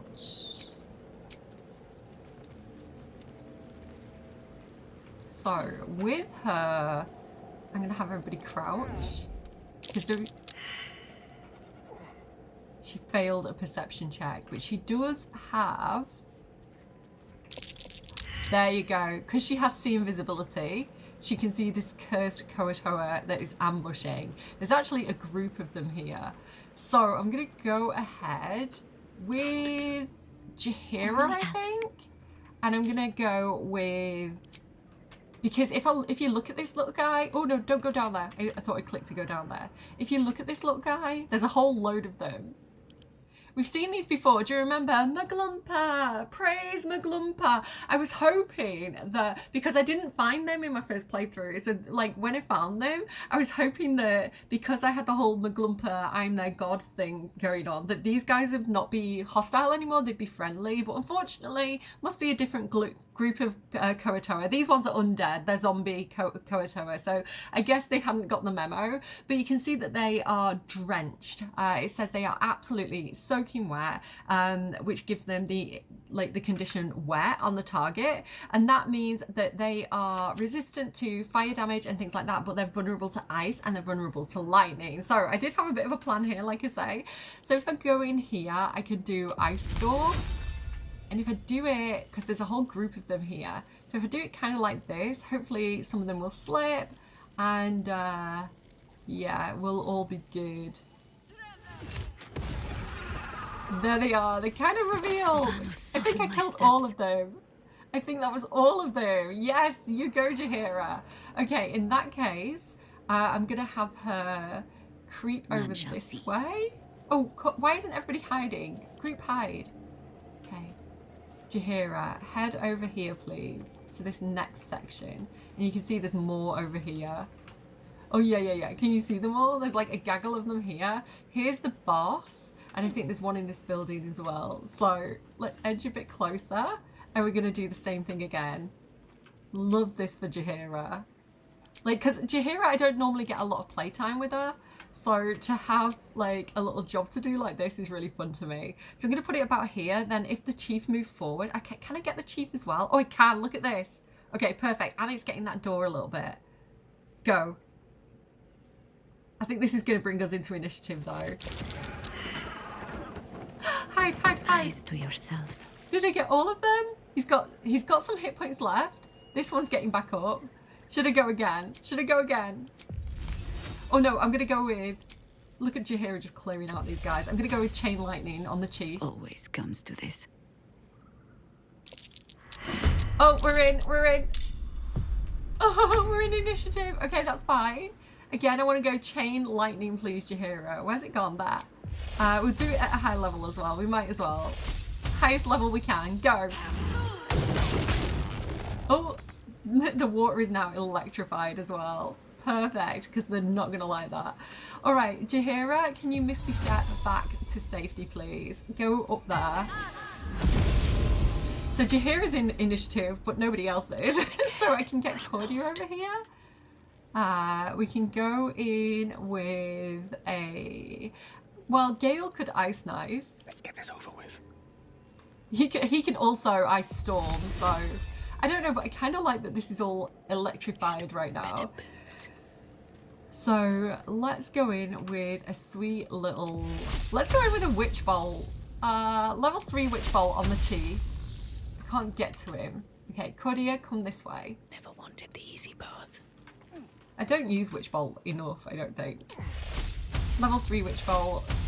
Oh, I'm not close enough. I don't want him to see me. Disband the group. Hang on. Move closer. I haven't got my water sparklers on, so I can't electrify the water myself by standing in it. I do like lightning bolt, but I didn't mean to click on that. Here we go, here we go. And then I can keep getting him every time. No, he's dead, he's down. But I can quicken spell and I can recast Witch Bolt on... Which one was still up? Or has he gone down now? There he is. Click to confirm. Did that not work? Oh, I guess it's just grabbed him. I don't know. Okay, next up then. Gale. Can we get you to go in with a sweet little Ice Knife? There's one in here. Yes, of course. Oh, is he going to be seen? Gale! What did you do? Okay, I can see him though. He's there. Just come in. Come in through the door. What are you... Gale! Gale! Gale, why? Okay, fine. Misty Step to the roof. I need to angle this right. I can't... Right, hang on. Wait. Not enough movement. What do you mean not enough movement? Gale, really seriously. Okay, fine. Astarion in that case. Gale failed me. Go there. Okay. And then you, sir, can get... I've got lightning arrows. Or I've got cold arrows. I think I want to use my cold arrows. I haven't got as many. Okay, I guess I'll use an arrow of lightning then. Go for it. Sneak attack! He's dead. He's dead. So it's just that one remaining now. And you know what? I reckon I can probably use my ambusher, my dread ambusher, and get that guy. Making very short work of them, honestly. There we go. It was a little bit too easy. Tiny bit too easy. But we can go and loot all these bodies now. Sorry, I'm bouncing my camera around everywhere. It's really annoying. They've got quite a decent amount of stuff on them, so worth looting. There's also a treasure chest down here. I don't know what to tell you guys. You should have praised Maglumpa. Mistakes were made for you guys. Like I say, I can go over here and get the chief. Now, there's something interesting on here. He has this lightning jabber, which I wish was a staff because then I could use it, but it's a spear and I'm not proficient in spears, but I could keep it and potentially lob it at someone.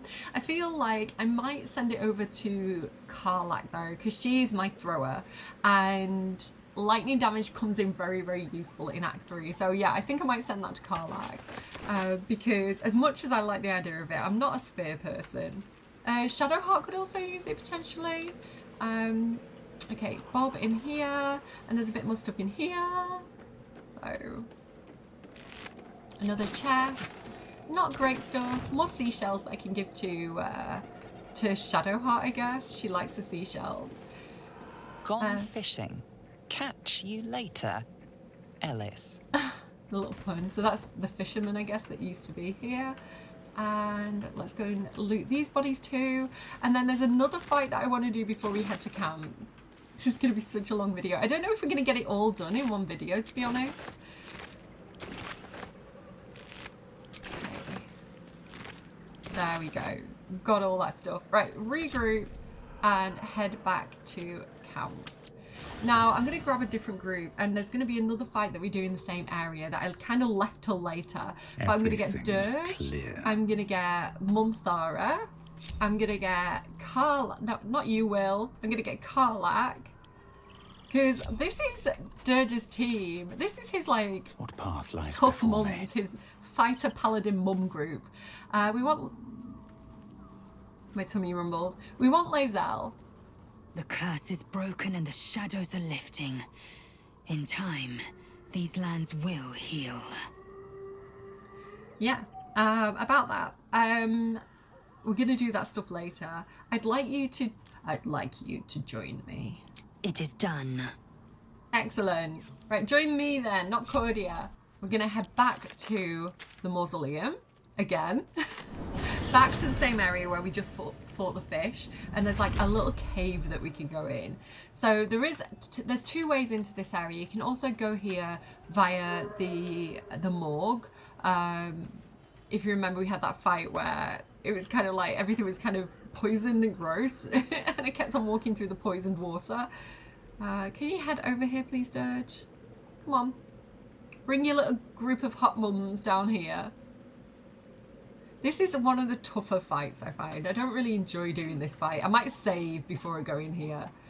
You can tell I was quite confident with this episode by how much I haven't spammed the save button. Let's go.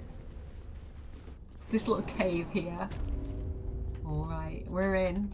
Let's go down this way. So you can see here this kind of like cesspit where they were throwing like some of the bodies. That's the way that we came in last time. That's the morgue there. And we kind of stood here. We got like a little treasure chest from there. But yeah, down here we can see that armor. So the harper that Jaheira had buried did talk about... I don't know if I need to like long rest. Let me just... Do I need a short rest? I don't know if they've got their action surge. Let me short rest. No more rest for the wicked. Just to make sure everybody's got their action surge. Yeah, so the harper that we found in the morgue, he was talking about how he stayed alive for so long because of his special armor. So I think that might be it. So maybe that's going to be useful to us. Let's head down there into this stinky ooze pit here. What could possibly go wrong? We're just picking up some hollow armor. That is literally all we're doing. Come on. Oh no! We're surprised. They're gonna get a shot on us. Okay, he's dashing. That's good. That means he's not gonna attack me too much. Oh, dude, what was that? What happened? I hate this fight so much. Dirge is taking an absolute beating here. Dirge might go down. Come on, Dirge, stay up. I should have had Karlak go down first. She's the toughest. Okay. Lae'zel, get down here, please. And we're just going to start hitting these things. Let's go in with Soulbreaker. Let's do as much damage as we possibly can. If you want to have a quick look at these things, here's the fetid ooze. They are vulnerable to lightning. I should have brought Gale! Lightning and slashing damage. Well, Lae'zel does do slashing damage. And this guy is resistant to necrotic and other stuff. Okay, wait, was that resistance or is it vulnerability? Oh no, they're resistant to lightning and they're resistant to slashing damage. I should go with piercing damage then with Lae'zel, shouldn't I, if they're resistant? She does hit really hard though. I'm just going to hit with the sword. It's her best ability. Let's go.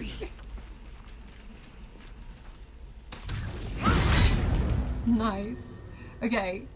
And again, just keep hitting. Sweet. Oh, I've got the critical hit bonus action. Nice. It's going down. It is going down slowly but surely. Come on, we can at least get one of them. Sweet. All right, make your way over and start hitting this guy. We should probably get him to drop his weapon if we can. Disarming attack, melee. Let's try it. Oh, we missed. Critical miss, Lae'zel. Why? Okay, I'm going to spread them out so they can't get him with like an area attack. There we go. Okay. He's going to get a shot on us. This might be bad for Dirge. No, he's going for Lae'zel. That's strength drain. No, she needs her strength. That's her main ability. Minthara, get down here. I need you, Minthara. I'm going to have to... I don't know if she's got enough movement speed to get to the knight, but I think I'm going to have to... Oh, she hasn't got Misty Step. Oh, no. Okay, wait. I really wanted her to come down here. She's kind of a bit far away. I'm mad that I don't have Misty Step. Do I have any scrolls of Misty Step? No, I don't have scrolls of Misty Step. No, why? Uh-oh. Like, oh, I love Misty Step. She might be able to jump if I get her down to the bottom of here. Onward. Oh, why did you fall? Minthara! Why did you fall down? Right, jump as close as you can to this guy here. Or maybe here. Right, that's good. Okay, amazing. And then he doesn't, I'm going to assume he doesn't like radiant damage. So I'm going to go in with, I've only got one Divine Smite left. Okay, I'm going to actually hold on to that. She's got Ketheric's hammer. I love this. Oh, I can try and disarm him. Or trip attack. Let's trip attack. Go. We hit him. I'm going to hold on to my Divine Smite for a reason. Okay, he's down though. He's down. Okay, we need to hit him again. Just straight up hit him. With advantage. Let's go. No Divine Smite yet. Action Surge. Hit him. Nice. Okay, one more time. You've got this. Take him out. 12 hit points. She did it. Unfortunately, we now have a shadow to deal with. But that's why I kept hold of a Divine Smite, because that definitely is not going to like the radiant damage. Okay. Next up, Dirge does get a turn. Never easy. I think he needs to try and take out this guy. What have you got? What have you got, mate? What do we want to do here? We could animate dead. I think we just need to start hitting. Right, go. Main hand attack. Oh, that was a crit though. Did you see that? I've got a lot of stuff on Dirge so that he's like stacking critical hits, which means he has to roll like a lower number to be able to crit. So it's better. He's more likely to crit basically. Okay, go again. Okay, that was fine. He has Action Surge now. I don't know why it's not showing. Look at how gross he looks. Because he's a fighter, he now has Action Surge. So I'm going to pop that there. Like, look at how he looks so gross on his little thing. He's all covered in like acid. Oh, it's gross.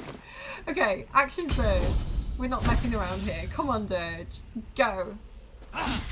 Oh, apparently we are messing around because he did not hit. Okay, 8 hit points. Damn. Oh, I feel he'd crit again. This could be fun, baby. Karlach with the bad camera angles. Okay. Oh, she has. Do you know what she has? She has Legacy of Avernus Branding Smite. Can I get down here? She's going to take full damage, isn't she, if I get too close? How close can I get? Let me climb down the Cragged Rock. I might be able to jump over. I prefer her to be a melee fighter. Okay, she's here. Okay, can I actually get... If I jump... Oh, she doesn't have enough jump left. That's fine. Okay, I'm going to use my arrow with radiant damage on the shadow. 80%. Goodbye, Mr. Shadow. Good job. Let's use Harold on the Fetid Ooze.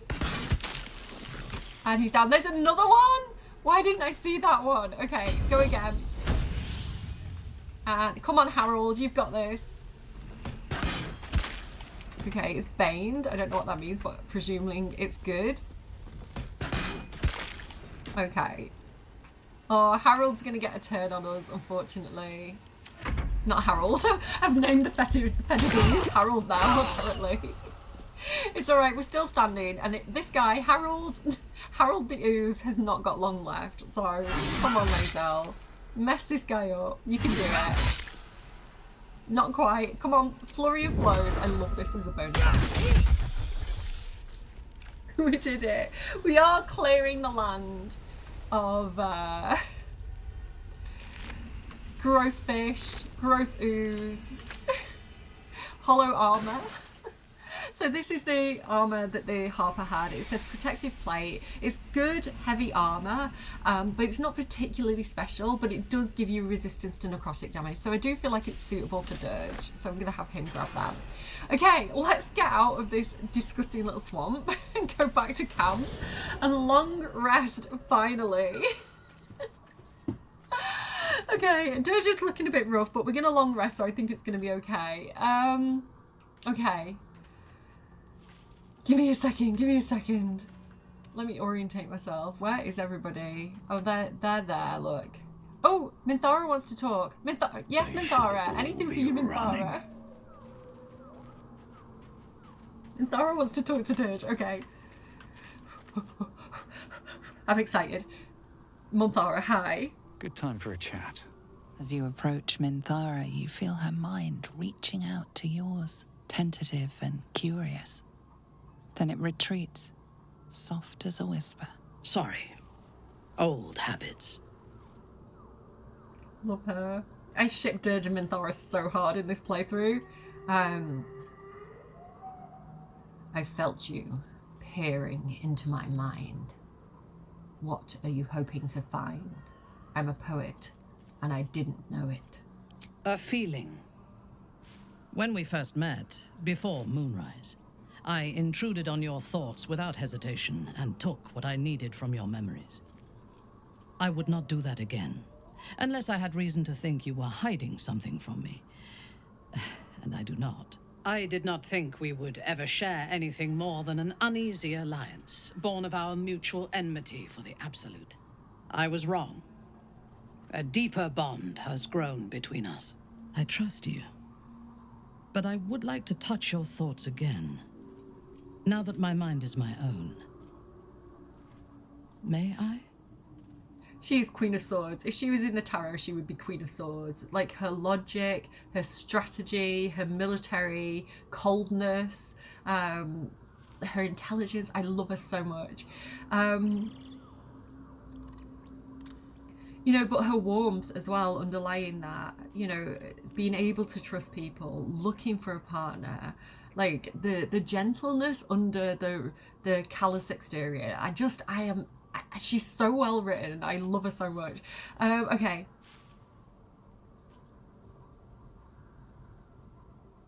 Only if I can see your thoughts as well.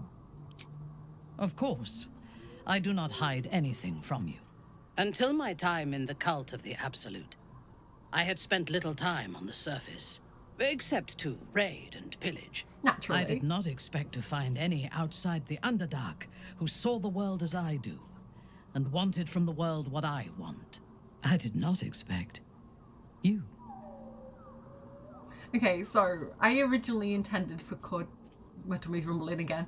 I originally intended for Cordia to romance Minthara and have this relationship with her, because the idea of her being a cleric of Alistairi and being a drow and coming from Menzoberranzan and being raised in the same way in this harsh environment that, like Minthara was, but then escaping that, right, and finding a different way of being. I thought it'd be perfect for those two to kind of link up, but Dirge and Minthara suit so well. I love this. I was testing last night, and then I was like spamming my kid with screenshots. I was like, I am so excited.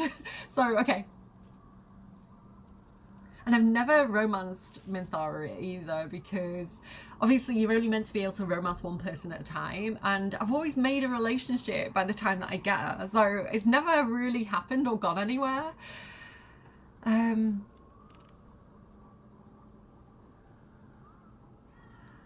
You are rather special yourself. I have been told that I am special since my mother first held me in her arms. The burden of expectation. Before the Absolute, I lived a life of certainties. I knew that I was destined for greatness because I was born to it. House Bane, right? I also knew that my inherited privilege came with a cost.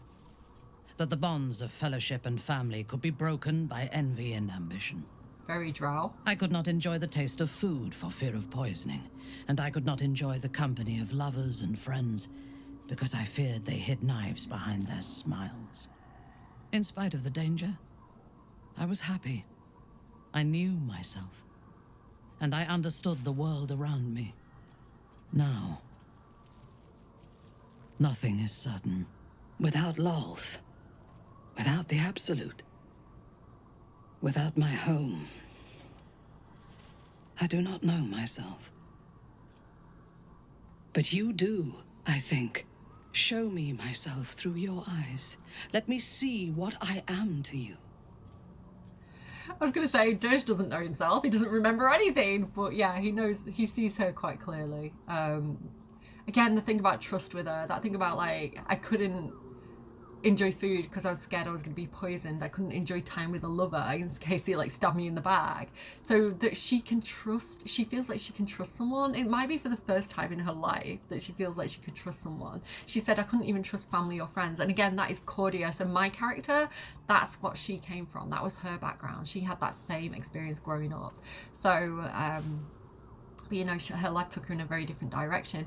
And then what Minthara says there as well about like, it was dangerous, but I knew the rules and I knew how to play by those rules. I knew the situation that I was in, like, which kept her surviving.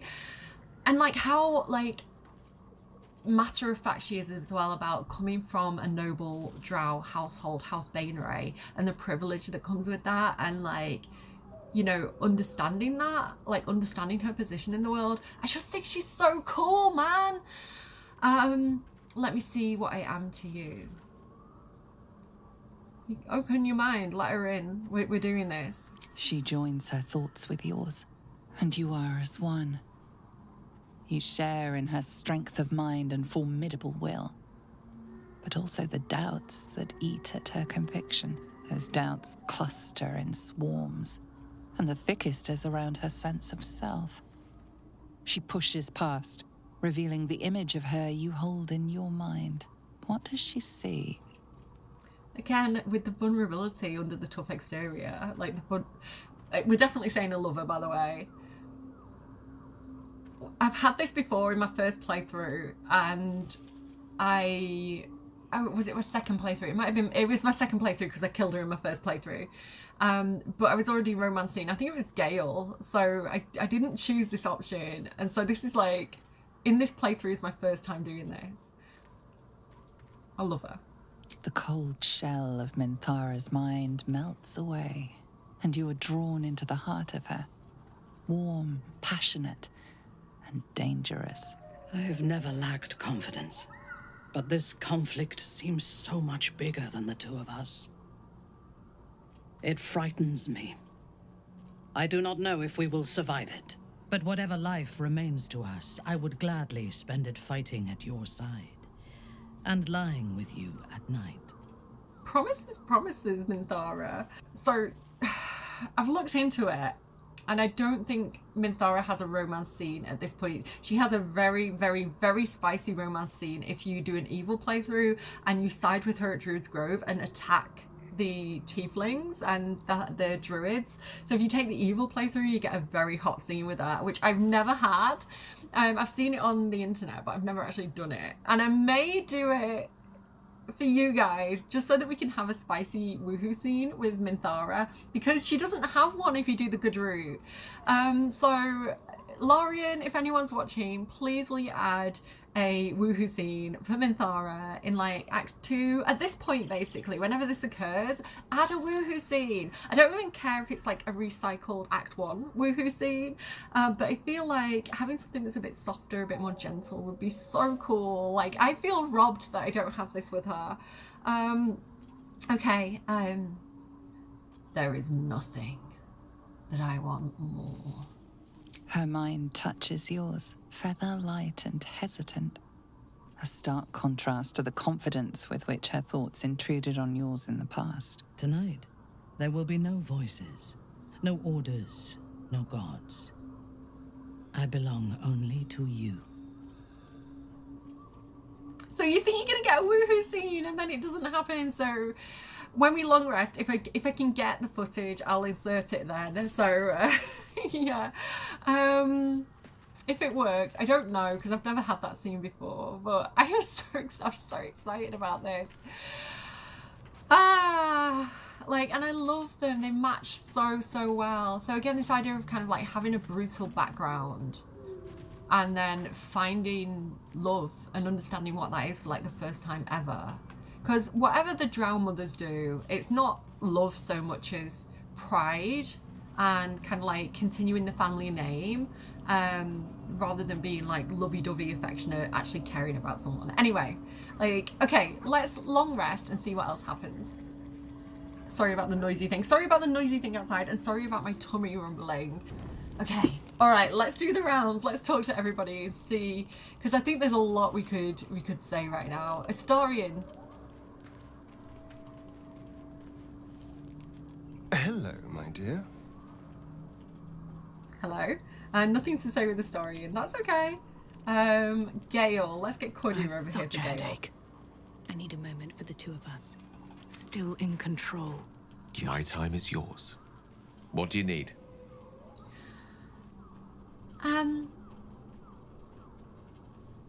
Wasn't there something else that I could ask him? I wanted to speak to about us for a moment. There's nothing that would give me greater pleasure. How are you feeling? More excited than I've been in months. I can't tell you how curious I am to learn more about the Crown controlling that Elder Brain. Believe me when I say how important this could be for me, for both of us. Potentially life-saving, so long as we can learn how it could be taken and used. I'm not sure that's such a good idea, to be honest. But I do want you to kiss me. I like it when you're excited, Gale. Just get him to sniff a book and then he gets all turned on, you know?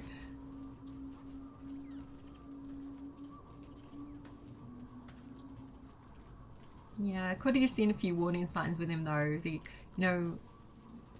This thing about him getting a little bit too caught up in his hobby, to his own detriment. I think she's seen those warning signs yet again.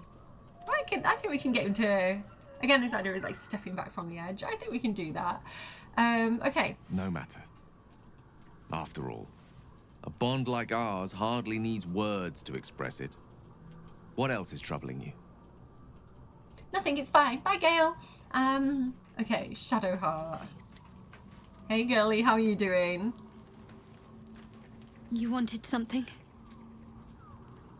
No, I think we're all good. I was expecting her to get a little cutscene there and she didn't get it, so not sure about what's going on with that. It's fine. Dirge, get over here. I need a moment for the two of us. Soldier? I think it's time you tell me more about your friendship with Gortash.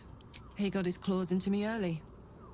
I was a wild kid, brawling my way through the city. One of my mates got wind of a bit of work guarding some indoorsy type with lots of enemies. Seemed like easy money, so I went in for it. He took one look at me and said I was perfect. I like that. Not like that, you know. Just... it felt like a good fit. I kept him safe and he paid me well. Well enough to move into a better neighborhood and put something away for the future. My future. I respected him, trusted him. And he returned that trust, that respect. His life was in my hands, and I took that seriously. The whole thing with Zariel happened so fast. I had no idea what had gone down until it was over. One minute I was in Baldur's Gate, a happy, healthy, not quite kid. The next, I was burning up in Avernus with an engine for a heart. Zariel laughed. Said she paid him well for my services. She'd wanted to test her new machine, and he said I'd be able to handle it. He was right. Sometimes I wish he weren't. Evil, evil bastard. Like, what was he thinking? Like, I can understand why she thinks it's so inexplicable, because they had such a good relationship that was working so well. And, I like that it wasn't romantic, like, they were just, like, friends, you know? And then, like, business friends. And then he just betrayed her, and like the confusion around that and not knowing why. Like, I was going to say it must be burning her up inside, but I guess literally. No pun intended, but it's there. Still alive, so that's progress. Will. Well met. Well met. Minthara said that Minthara said you can say what led to your pact and exile. It's time I know the truth. Yes, but first a question. If your home were under siege, what would you sacrifice to save it? Well, I'd give up my life if it meant keeping the residents safe. I also I wouldn't give up my soul, but I feel like that sounds blamey. As would I. And more. I was 17. Father, older Ravengard, had just been named a Grand Duke and was called away to Elturel to help settle a dispute. That's when the cult of the dragon made its move. Failed the religion check there. What is the cult of the dragon? I've never heard of them. A religion devoted to conjuring the most evil of goddesses, the dragon Tiamat. A 10-day after Father left, I heard a whisper as I slept. Duskhawk Hill, the Queen of Chaos awakens. Go alone. I grabbed a rapier and set out. There wasn't a cloud in the sky, yet not a single star was shining. There they were, gathered at the foot of the hill. Your head tingles. Will wants to show you what happened. Allow Will to share his memory with you. In the looming shadow of the mount, 5 groups of 5 figures each encircle a lofty totem. Atop each totem, a dragon's head is carved, and a massive orb held in its mouth. The cultists chant, first softly, then crying to the starless sky. There is a crack of thunder, a gust of wind, and a dragon's white head appears in the storm. As the maelstrom howls, Minthara's lips press to your ear. She will destroy Baldur's Gate. Grant me your soul, and I will give you the power to save it, she whispers.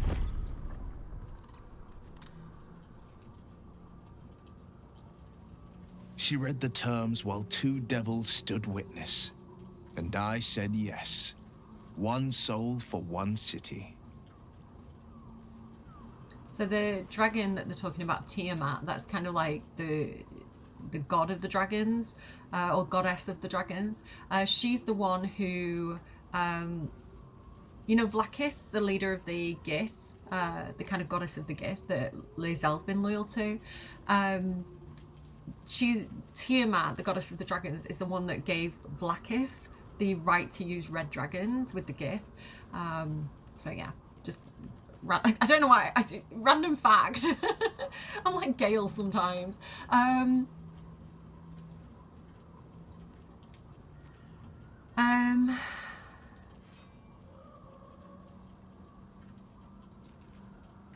feel like she'd ask about his dad. She'd go for the personal route. And what about your father, the Grand Duke? He returned to an unsuspecting city and a wayward son with a smirking devil at his side. Oh. I tried to tell him the truth, but my mouth couldn't form the words. I'd led him to the battlefield, but Minthara had swept it clean. After, he said only 1 word. Go. So I did. Oh, so his dad didn't understand what had happened and cast him out of the city. He was just like, oh, my son's making deals with the devil. He's a threat to the city, and like made him go.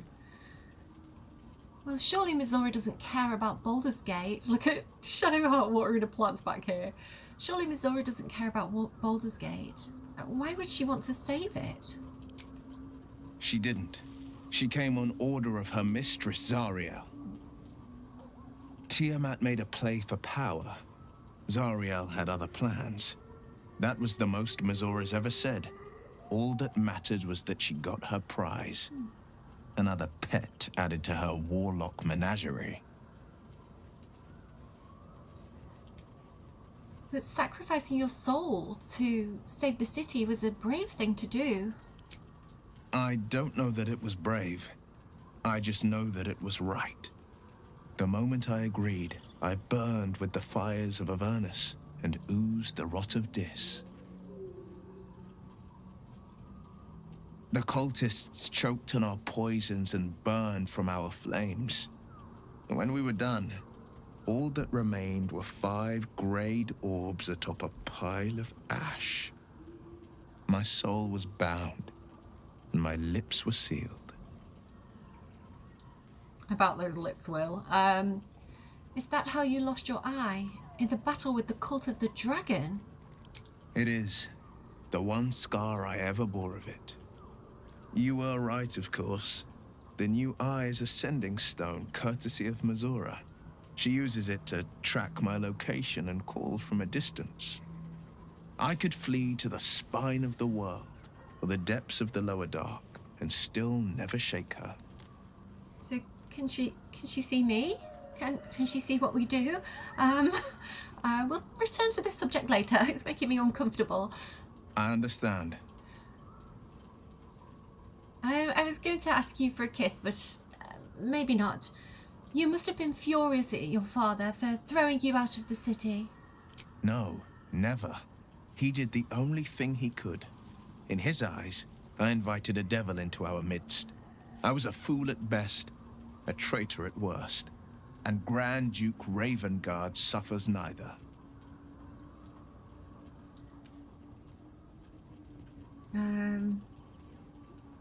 Do you miss your father? Of course he does. More than you know. The better question is, did he ever miss me? If he did, he missed the Will Ravengard he once knew, not the hell-touched warlock he returned to. It's still the same Will. Okay. I feel like, I'm not going to kiss him, but I feel like I want to give him a hug. Where's my hug mod? Here we go. Let's give him... He needs to be the same size as me. Let's give him the Astarian hug. Oh. That one was weird. That one, I don't know what was going on with that, but it was weird for a moment. Maybe I'll try that again because that didn't work. Gale hug. There we go. That's nice. Does feel like a hugging moment, you know? That was cute. So that's by Cerberry. I got it from the Nexus mods. I'm not sure if it's available kind of in-game or not. Okay. Time to get over here and talk to Lae'zel. Well, in it. Speak your mind. I'm listening.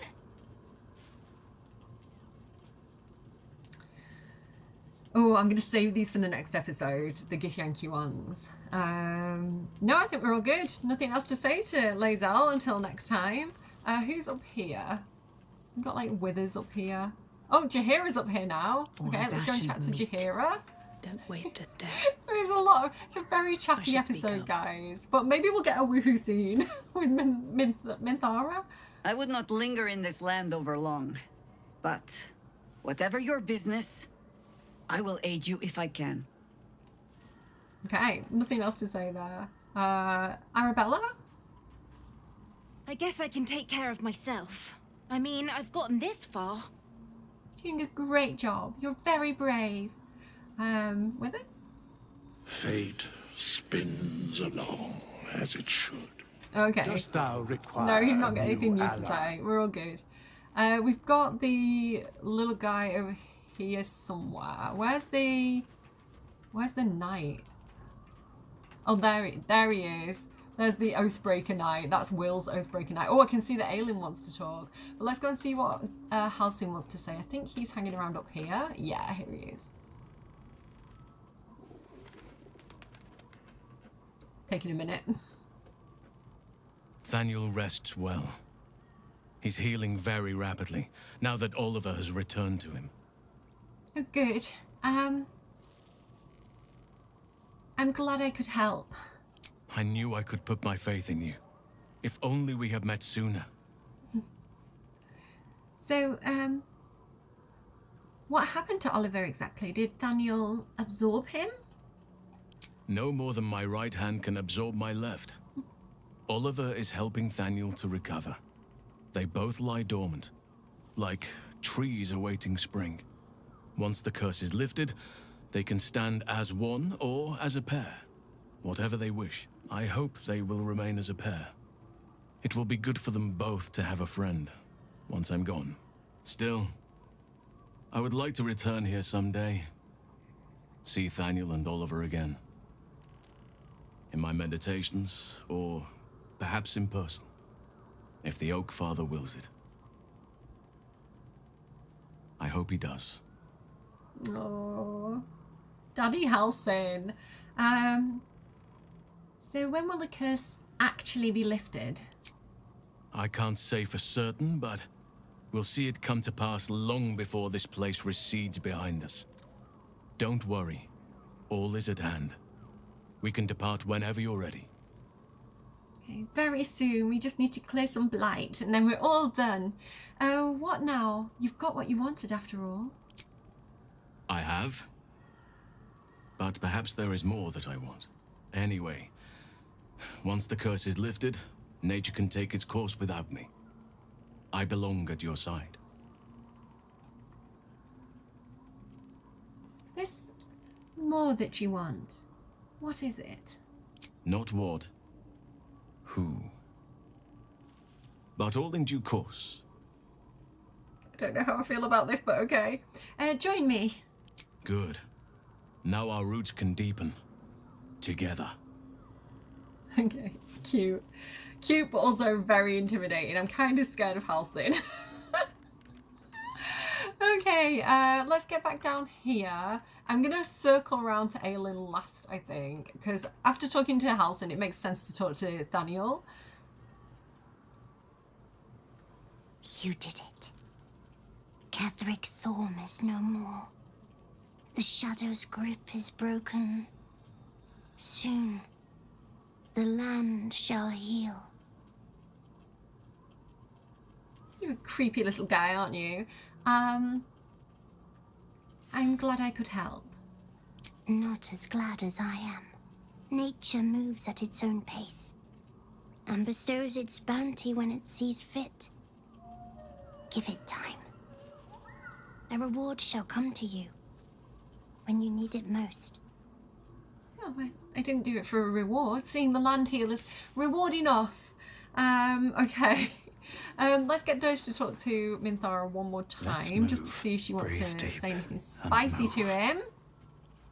Just what I need.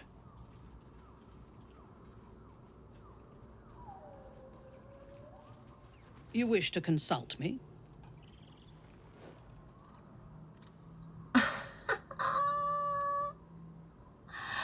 I'm going to save that for the next episode, because that's a long conversation, and it makes sense that they have the little woohoo scene if I can get it. So we'll save those options. But I'm absolutely obsessed with her. Okay, Isabel. I can't believe it. I can't believe Eralyne is here. And my father. I heard what happened. What he'd become. By killing him. You set him free. You set Eralyne free. And me. Well, technically I didn't kill Ketheric. Technically he fell back into the thing. That he did that himself, and then I killed the Apostle of Merkel or something like that. But Eralyne's the one who stamped on his head. You and Eralyne have a lot of history. What happened? A great deal. But still, some of the details elude me. Ketheric Thorm was my father. He raised me to serve Selûne as my mother, rest her soul, had wished. He was everything to me, all my life. When an emissary of Selûne came to our little town, we were elated. Dame Eralyne, daughter of the Moon Maiden herself. Tell me, do you believe in love at first sight? Well, certainly there's magic in a look. That's exactly it. And I tell you, I took one look at her and I just knew she was it. Lucky for me, she felt the same way. But my father was skeptical. Eralyne is immortal, after all. I understand it's strange. There's an imbalance between us, certainly. But I suppose loving Eralyne felt the same as loving myself. It was natural. Then... And this is where I still need answers. I died. I'm not sure how, why, but all was black. Next I knew, I was being jolted awake. I smelled musty air, I saw shadows. And then my father's face. So changed. So hideously warped. So when she died, he was still serving Selûne. It's her death that tipped him over the edge and pushed him to shore. Like he was already grieving his wife, and so when Isabel died as well, he just couldn't handle it. So the father she knew, the Ketheric she knew, was loving. He was a good father. He was a kind man. And then she inexplicably died. I don't know why she even died. And when she woke up, he was, by that point, I think not even a Sharan. I think at that point he was in with Merkel and Balthazar, because Balthazar's the one that raised her. So yeah, he was really, really far gone, really changed when she woke up. Yeah, he'd become the chosen of Merkel. I didn't know that then, but I could see the change in him. He told me we'd be together now, said that Eralyne was dead. I couldn't speak, could only run. I found last light within the shadows, made a shelter there, prayed my father wouldn't find me. By the time Jaheira came, I'd pieced together just enough to know I'd been dead 100 years. That my father was the source of the horrors plaguing this land, my home. I couldn't tell her who I was. I had to protect them, and myself, no matter what. Oh, she's smart. Imagine what she must have been going through. Imagine how alone she must have felt. Like, she wakes up. Not only has her mother died, which she would have known, right? Because, the order of events. But to wake up and see what her dad had become and the damage that had been done to the town and all the people that she knew and the monster that he'd become. And all the stories of suffering that people would be telling her. All the people coming to Last Light for refuge. We're telling these stories of these atrocities. And knowing it was her dad. And to keep all of that a secret and keep it all bottled up. And not even to confide in Jaheira. Jaheira didn't even know. And she was right to do that. Because as soon as Ketheric found out where she was, he sent the guy in to go and get her. Which did put everybody in serious harm and serious threat. So what she did was totally understandable. It's all out in the open now, and with my father dead, I have nothing to fear. Except for Eralyne. She needs healing, rest. I'm grateful for your help, your friendship. I hope we won't intrude on your hospitality too long, but I'm grateful for a safe place to, just to be. She must feel so free now. It must just be letting out a massive, massive sigh, because, she was keeping that dome up over the Last Light Inn. She was responsible for so many people. And in such fear as well of being found out and what would become of those people if Ketheric successfully removed her from that situation. And to not want to be around him as well. Can you imagine being around somebody that you knew as one thing that had turned into something else? It would have been horrific for her. And as well, when Ketheric revived her, he was too far gone. He couldn't get out from the pact he'd made with Merkel at that point. It's a really sad story, really well written though. I still can't get over how good this story is. Eralyne. What do you know about me? You spoke of my past, being chased by wolves. I told no one about that. Almost no one. But I certainly didn't share that with you. There is nothing I can tell you that you do not already know yourself. They trained you well, trained you hard. Chiseled away any part of you that did not fit their plan.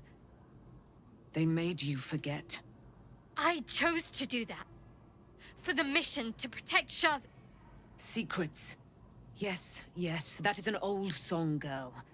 Your goddess cares more for her precious secrets than she does her devotees. Get to the point. When you freed me, you severed a bond between me and that dog, Thorm. A bond of pain. His, inflicted on me. When I laid eyes on you, I sensed a similar bond. You, tethered to two others. Someplace distant. Let me help you remember. You feel Shadowheart's mind tug at the edges of your own. You know this sensation. She wants you to see whatever is about to be revealed.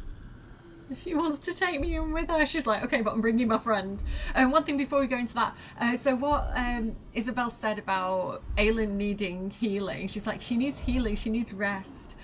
It's so funny because she's the one who's mortal. She's the one who's facing death inevitably. And then to say something like that about a immortal, like the child of a goddess, right? She can't be her.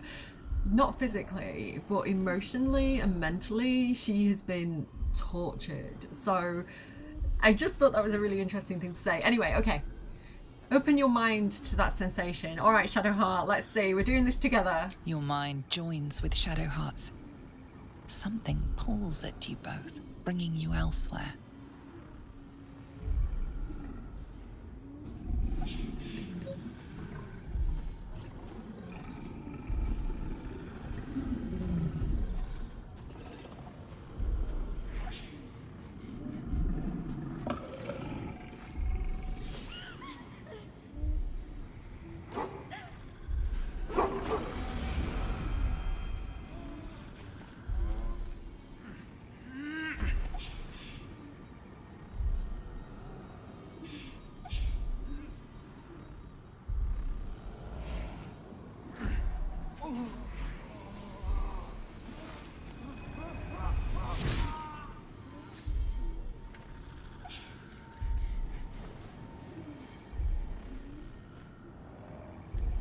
Something sparks in your memory.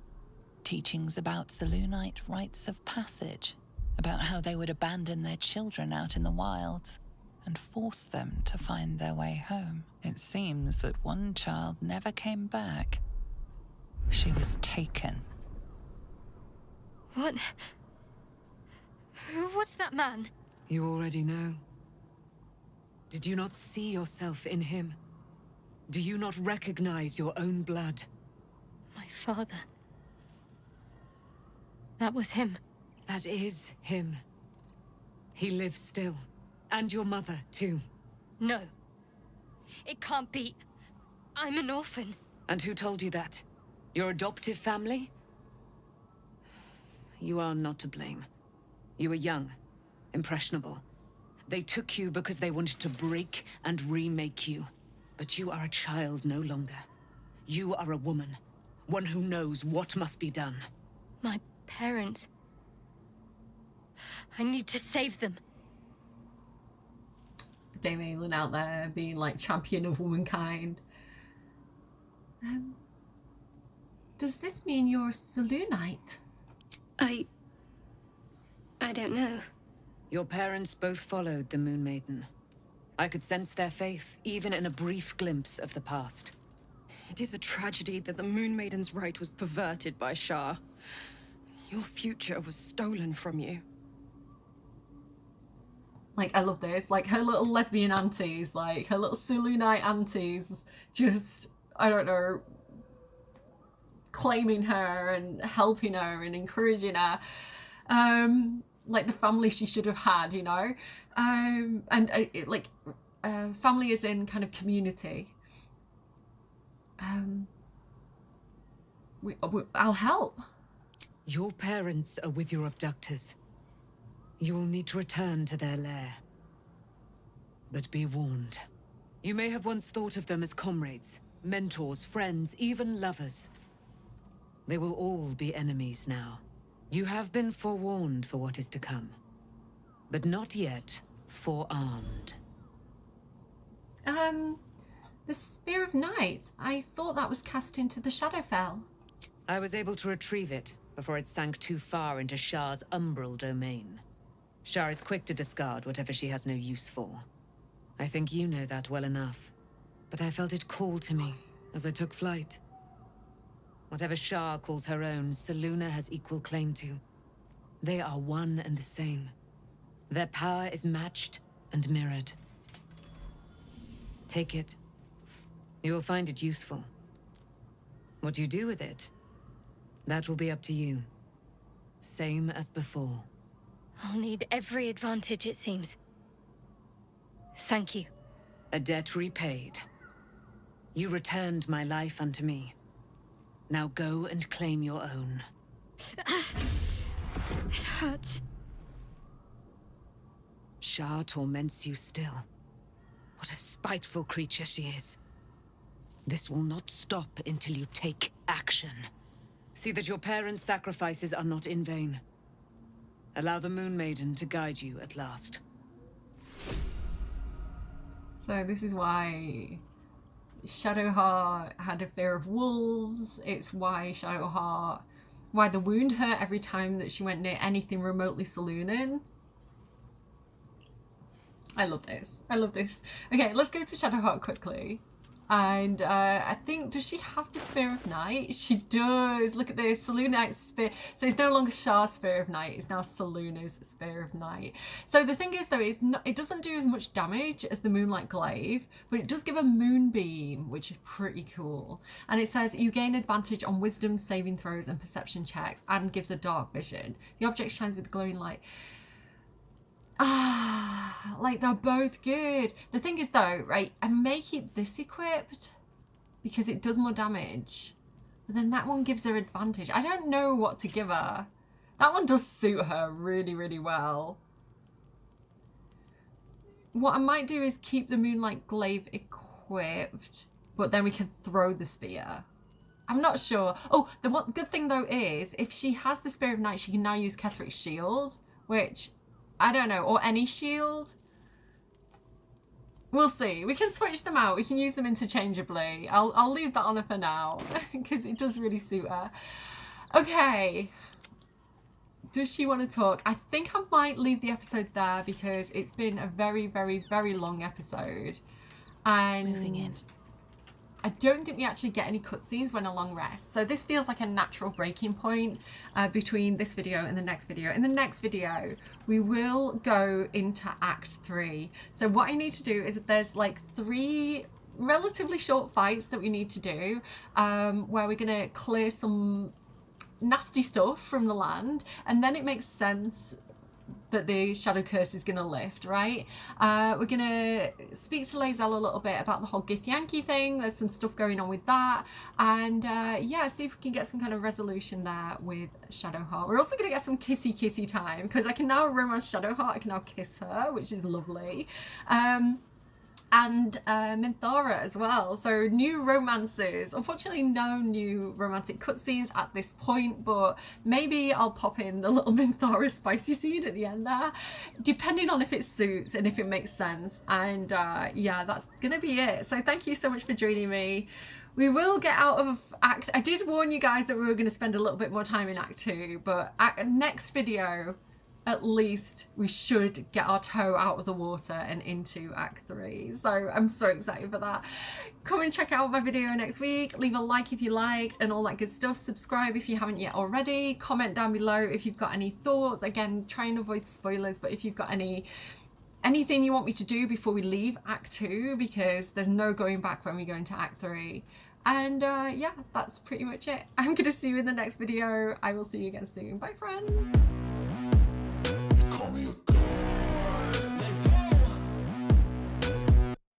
I'm about to go off like a weapon. Fuel to the top, got a filled up engine. In my thoughts, obsession. I will not stop, no, I'm never second guessing. I got a God complex. Haters love to hate, but I never feel pressed. Got a lot on my plate, but I never get stressed. I'll take all the pressure like I'm acing this test.